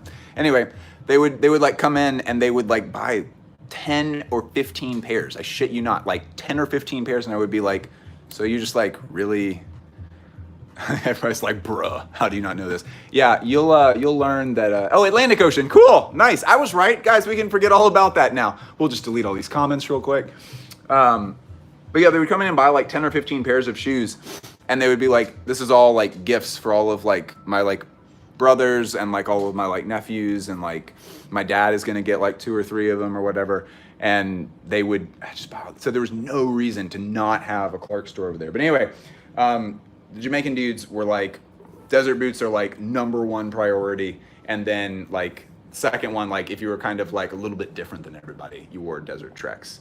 But Desert Treks were referred to as bank robbers because on the back of them you have, in the words of my like Jamaican friend that would explain this to me, he was like, you have the guy there and he's got the like sack on his back because he just robbed a bank. And I was like, I think he's hiking. And he was like, nope, he just robbed a bank. I was like, all right. Yeah, somebody said a lot of Clarks in New York City. Yeah, Alex, that was like a huge number of people from New York will retire in Virginia. I'm not sure why that is, but yeah, a lot of Brooklyn guys keeping my store hopping back when I worked there. A lot of Brooklyn dads. Yeah, Marley just said no wallabies. I don't know what that is, because like a lot of the, I don't know if that was, a lot of the like American audiences seem to really love the wallabies, but the actual like Jamaican dudes, I would like show them the wallabies and they would be like, yeah, it's not, I like wallabies, I just don't, like they all just sort of seem sort of indifferent to them. So all this in the desert boot. Not that I mean, that doesn't speak for like the like 4 dozen Jamaican guys that I talked to over the course of working there. I might have sold like 1 or 2 pairs of wallabies to people that like were Jamaican.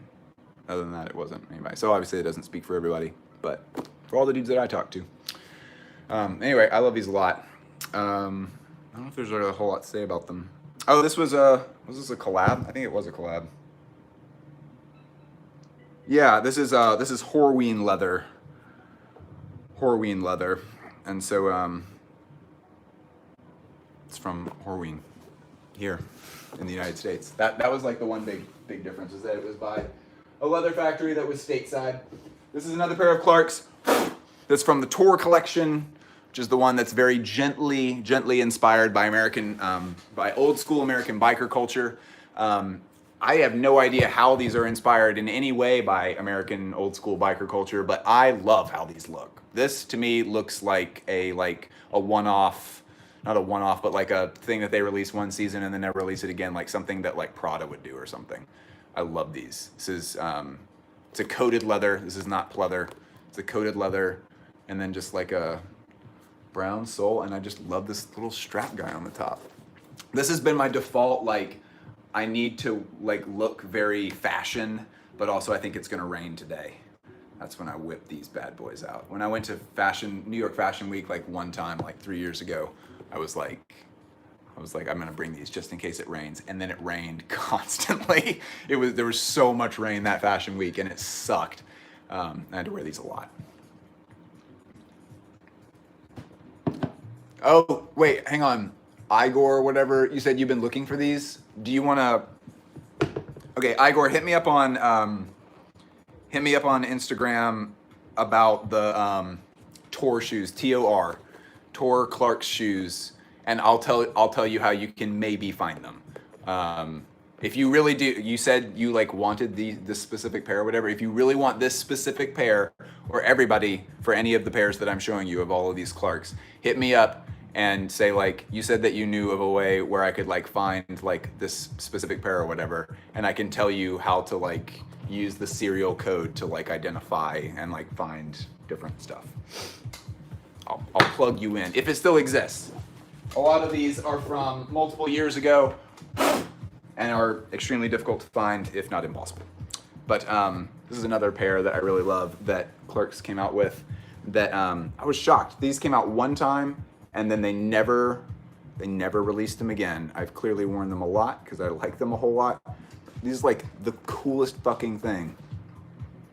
It sort of reminds me of like Visvim stuff. Hey.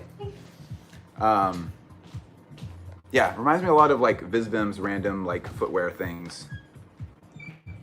I love these.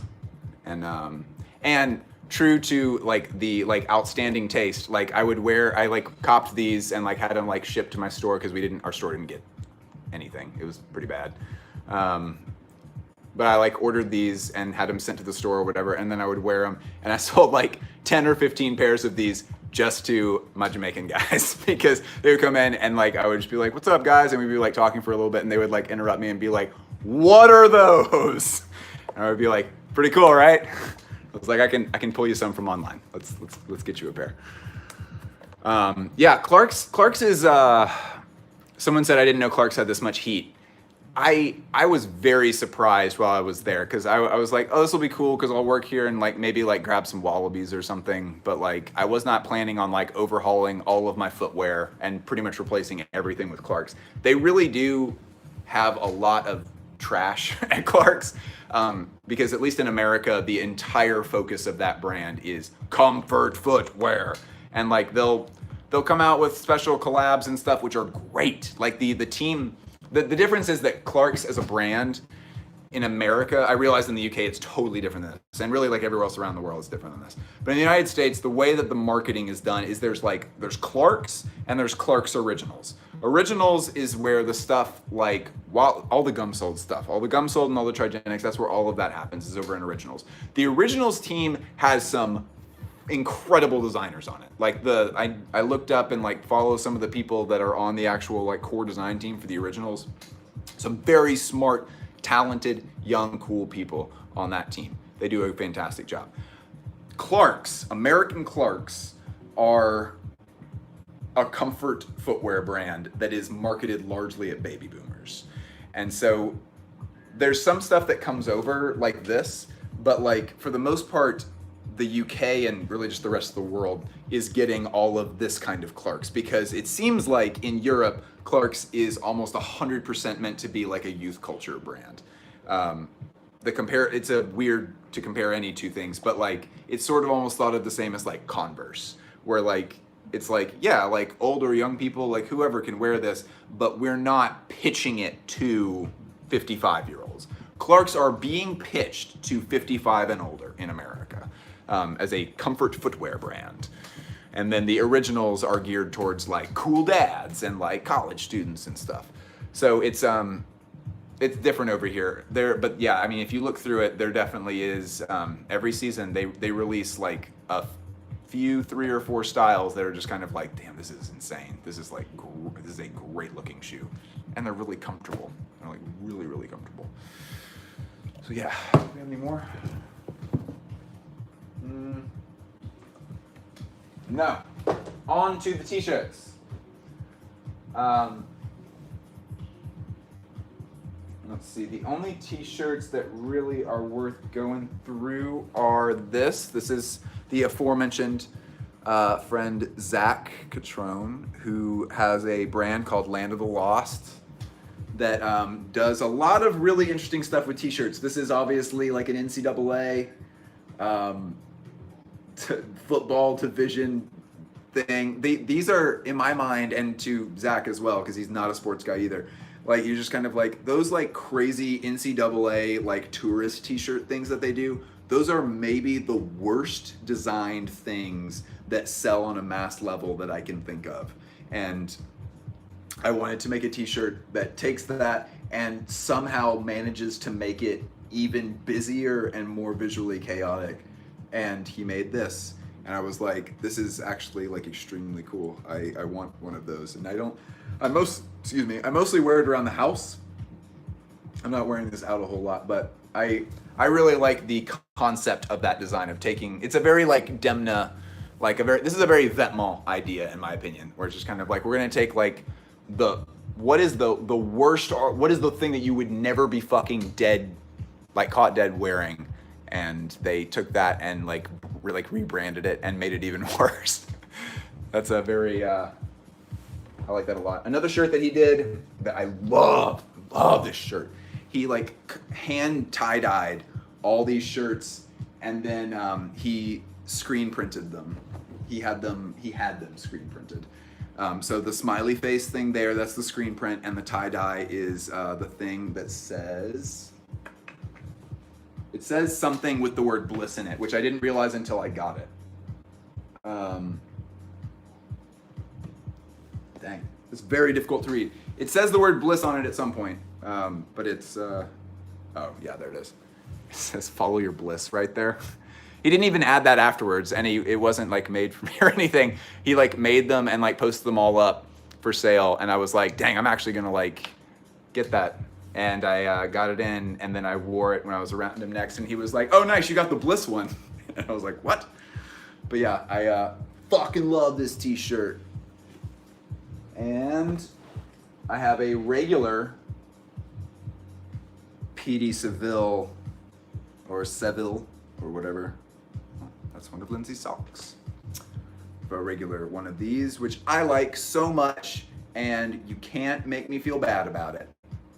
I like it a lot. And I also really like that on the HotTopic.com version of this shirt, they like made the graphic slightly wrong. It's like slightly tilted like this way, and I actually like that a lot. Archive H&M, yeah, that's what it is. This, I really wish I had steamed because this is gonna make it look like trash, but this is a Sasquatch Fabrics t-shirt that I really like the graphic of a lot. Really like that. Mostly because I can't tell what's going on. There's like an eyeball and like a crab and a snake head and what seems to be the snail, and there's a cockroach and some leaves and there's a gnat. But overall it's like, I guess like a basilisk sort of idea. I like it so much. I love that graphic. And I really like the material it's on. This cotton feels really nice. And then since we're on the vintage t-shirt thing, I guess that's not really happening anymore, is it? The vintage t-shirt thing, but this isn't really vintage, but this is a 2008 Coheed and Cambria t-shirt that I got when I flew to New York to go see, if anybody is super into Coheed and Cambria, they're like a sci-fi storyline alternative metal band that had this just very complex, very hard to understand storyline with all their albums. And they did this event in New York that was gonna be 4 days only, where that was called Neverender, where they played all 4 of their albums that were out at the time. They played them all in order, 1 album per night. And it was this like huge like gathering of all of like the Coheed obsessives. And I went to that with my best friend Cody, and it was pretty incredible. It was my first time in New York and had this just fucking sick time. And I bought this shirt and I wore it a lot, as you can tell, because that graphic is getting pretty crusty. But yeah, this is a very, very, very emo band era shirt, and you can tell it is so small. I think it might be a actual size small. This is a size small shirt, and when I wear it now and when I wore it then, my midriff would be showing, and I don't know, it's kind of charming. Sort of charming in its own little midriff showing way.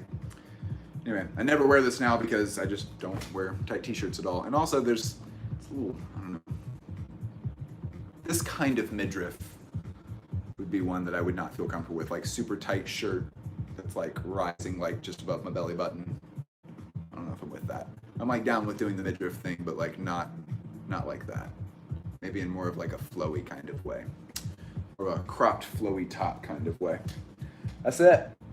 I do have other t-shirts, but they're just like basic ones, and I cover them in the t-shirt video. So what's up, guys? That's all of the clothes. Tell you what, we'll go till 200 minutes. So we'll have 30 minutes here to just kind of like shoot the shit and talk and answer questions.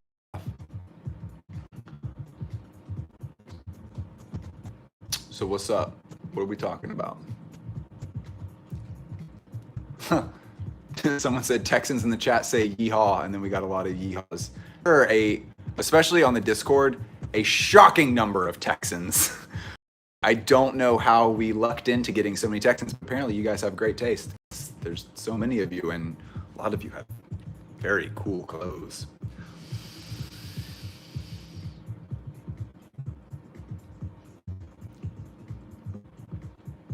Oh, Ian Lake, who made that last tee? Are you talking about like Ian? Talking about this one? This is Sasquatch Fabrics. It's a Japanese, and these are Was it this one maybe you were talking about? This is Land of the Lost, and the is spelled T-H-A. If you just, I wonder if you'll find it. Hey, what's up, Molly? Thank you. Patreon, Molly, new soldier, appreciate you. Land of the Lost. Clothing? I don't even know if the website is still up. It might just be. Damn. I'm not sure. Somebody DM me and I'll send you like his Instagram and stuff where you could find it if this is what you were referring to. Stuff really at all. I think I tried a few times because people were like, "But do you listen to who's the main Drain Gang guy?" Drain Gang, Blady, Blady, or however the fuck you're supposed to say that. I don't know. I don't know. I don't really like it. It's not for me. Blady, not a big Blady guy.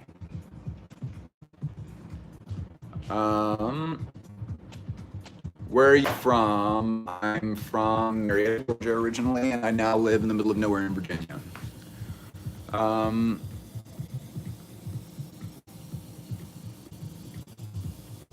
Oh my gosh, yeah. Jackson was like, Coheed and Cambria toured my favorite band of all time, Glassjaw. That was a really early tour too. Coheed and Cambria their fan base is weird as fuck, because like it's so possible. It's kind of like the band Rush, or like the band, what's an equivalent thing? It's kind of like Drain Gang, where like it's music that's so different that like it's very easy for it to become like your favorite band ever. And there were a ton of people that were like obsessed with Coheed and Cambria and would go to all the shows and stuff that listened to absolutely nothing other than Coheed and Cambria.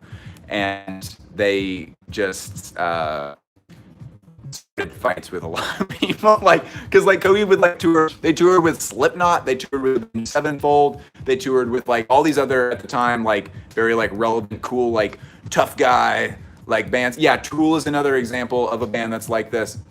And like literally, I wasn't doing this, but like literally the entire opening set from like Slipknot, like not even if you're like, I don't like Slipknot, like when Slipknot is like playing, it's not like, it's like, who are these people? Fuck you. But like literally like 24 Coheed fans during Slipknot set would be like, just like interrupting the mosh pit that like other people are trying to enjoy the music too, and they would all like chanting like fuck Slipknot, get off stage, fuck Slipknot, get off stage, and they would do that for like 4 straight songs to the point where they were like purposefully ruining other people's time, and like people would be like, shut the fuck up, I literally like can't hear this because you guys are screaming so loudly.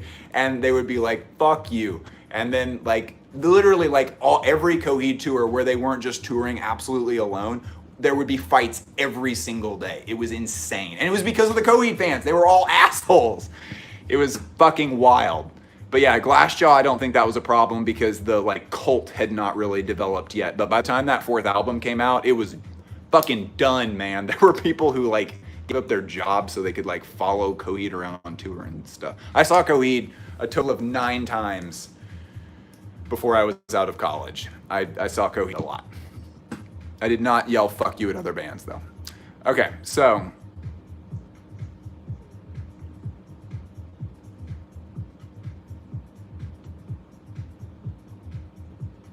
yeah, Atlanta is where I was born and raised, and then I went to college in Nashville, and then I moved back to Atlanta when I got married to Lindsay, and then we now live in Virginia.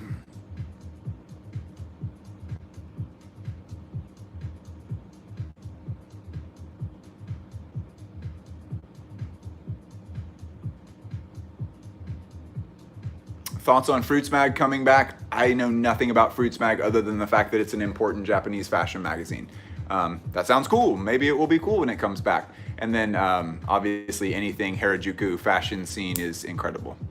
Anybody who hasn't read Amatura about Japanese Americana stuff should definitely read it, so you can hear all these weird times when people were like, then the neighborhood of Harajuku was relatively unknown and certainly not known for fashionable dress.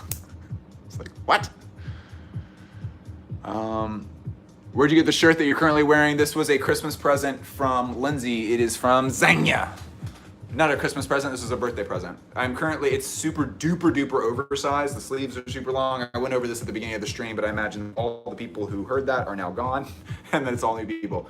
The sleeves are super duper long, which is super rare for me. And then the top is like, it's so big that like the shirt, oh my gosh.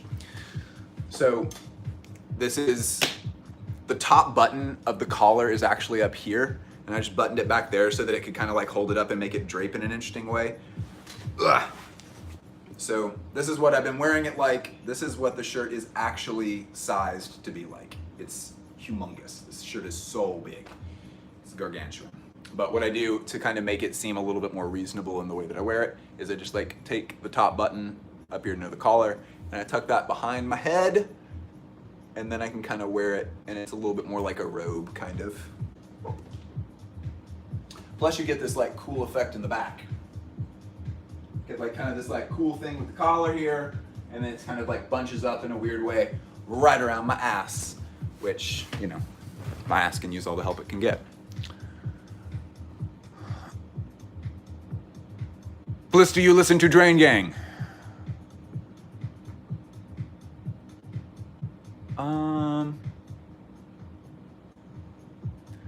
Opinions about rappers name dropping designers. Do you think it's genuine? Yes, I think that there is much more now a culture than there ever has been for celebrities and design and rappers and stuff to really appreciate this stuff for what it is. Like people like Rocky and stuff, and like Lil Uzi Vert.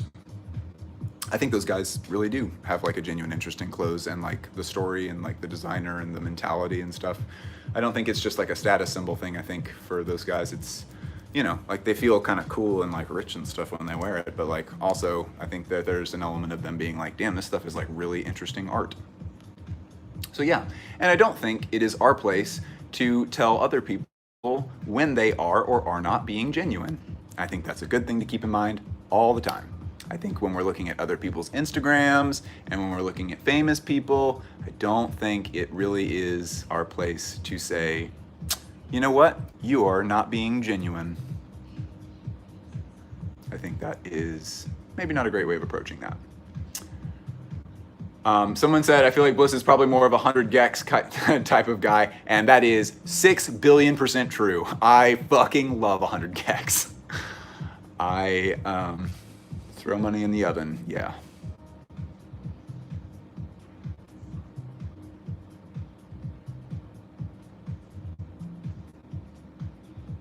Bliss, do you like Bjork? Yes.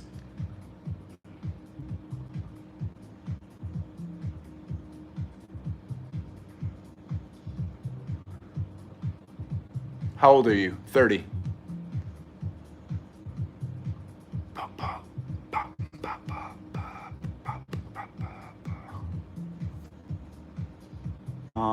PC Music is also pretty good.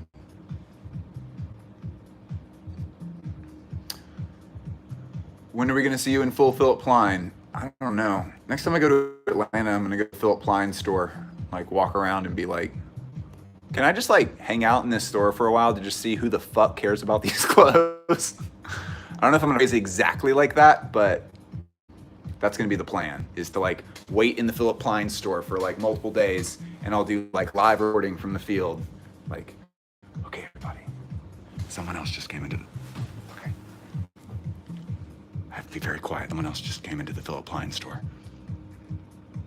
Oh no, they're asking for directions. Never mind. They were looking for sacks. Okay. The employees are in the back doing coke again. 4 p.m. $0 day so far. We await our first customer. Like do that type of thing.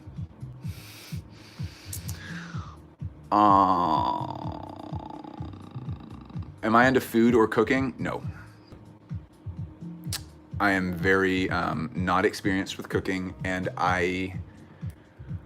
Lindsay and I have talked about many times that like I sort of wish food didn't have to be something that I ever needed to think about, because I feel like my only relationship with food is just like one where it's like not like a problem. I wouldn't like necessarily identify that like I don't know. I tend to like overdo things a lot, and so like it just seems like food is like if it's like I identified that I drank way too much alcohol, and so I was like, damn, this has got to stop. This is going to fuck my entire life up, if not my body, and I just stopped. So like and that was difficult because my body was like, wait, where's all that alcohol that we were drinking?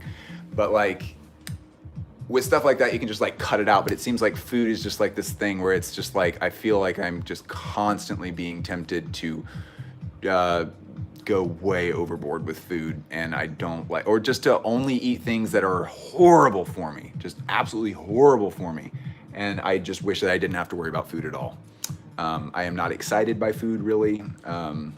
There's lots of very interesting people and things and traditions and a million things to learn about food that are totally fascinating. They do not fascinate me personally.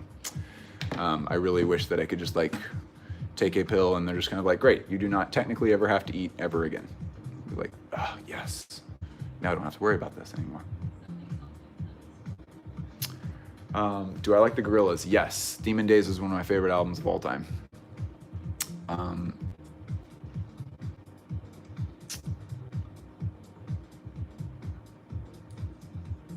Do I work in the fashion industry? Absolutely not.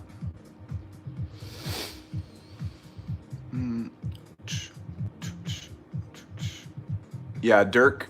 Someone said Dirk Bickenberg has great boots. Yeah, those classic archive boots by him are really cool, where like the laces go through the heel.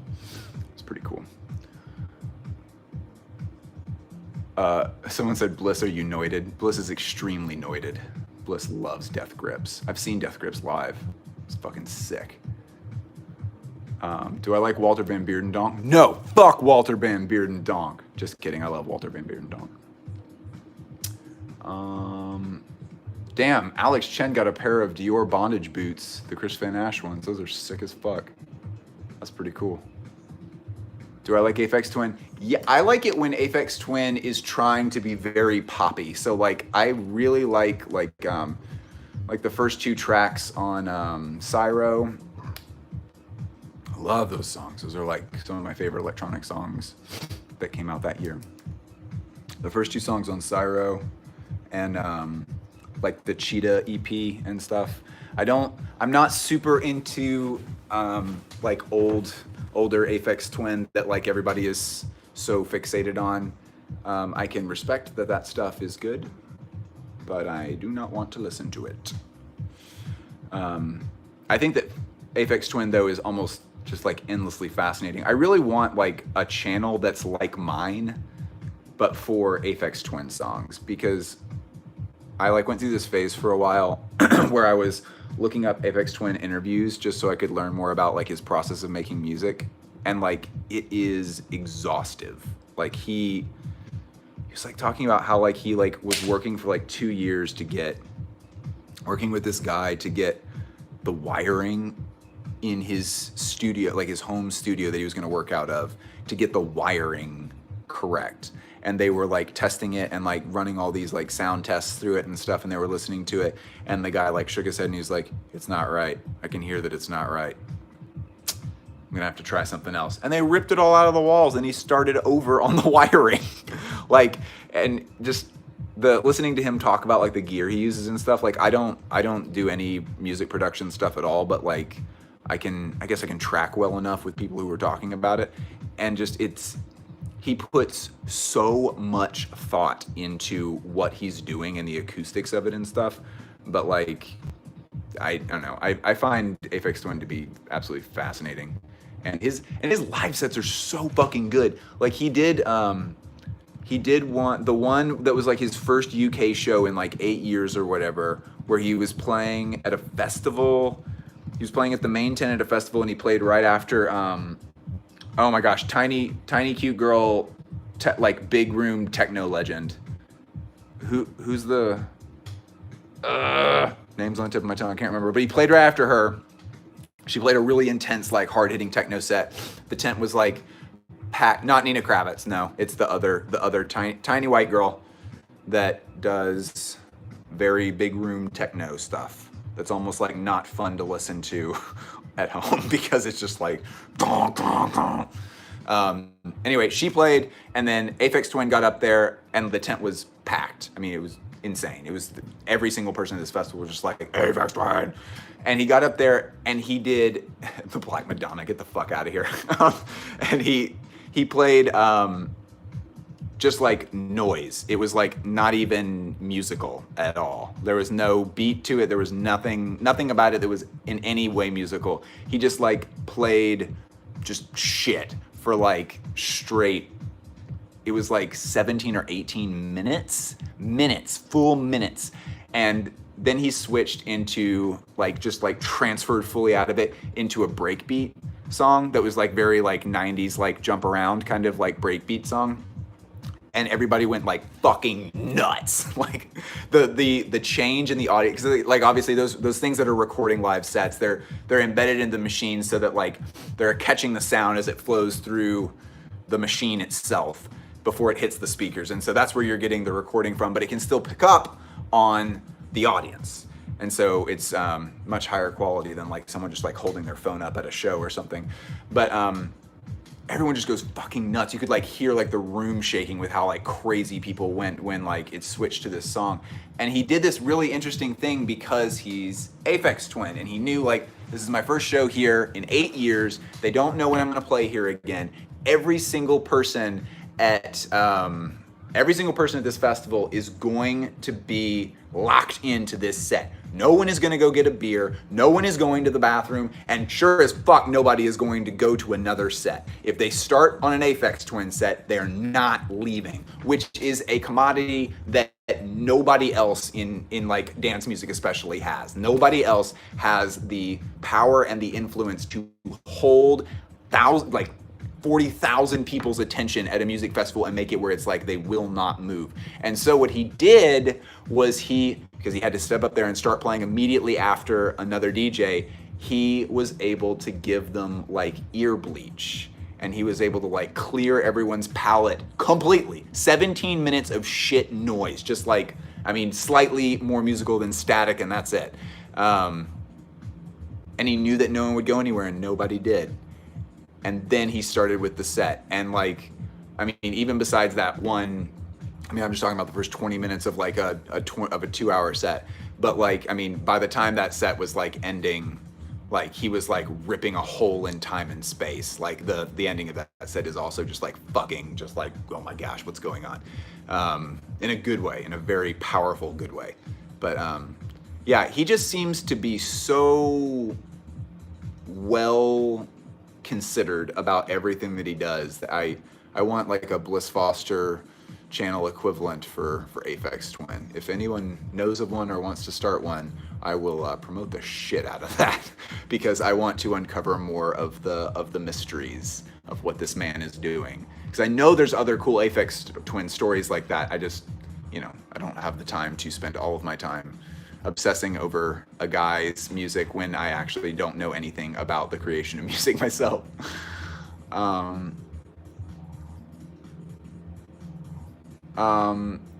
Genesis, you just said, have you ever seen a Ryoji Ikeda set? I have not. You should send one to me. Send one that you really liked me. Oh, because you don't have Instagram, you poser.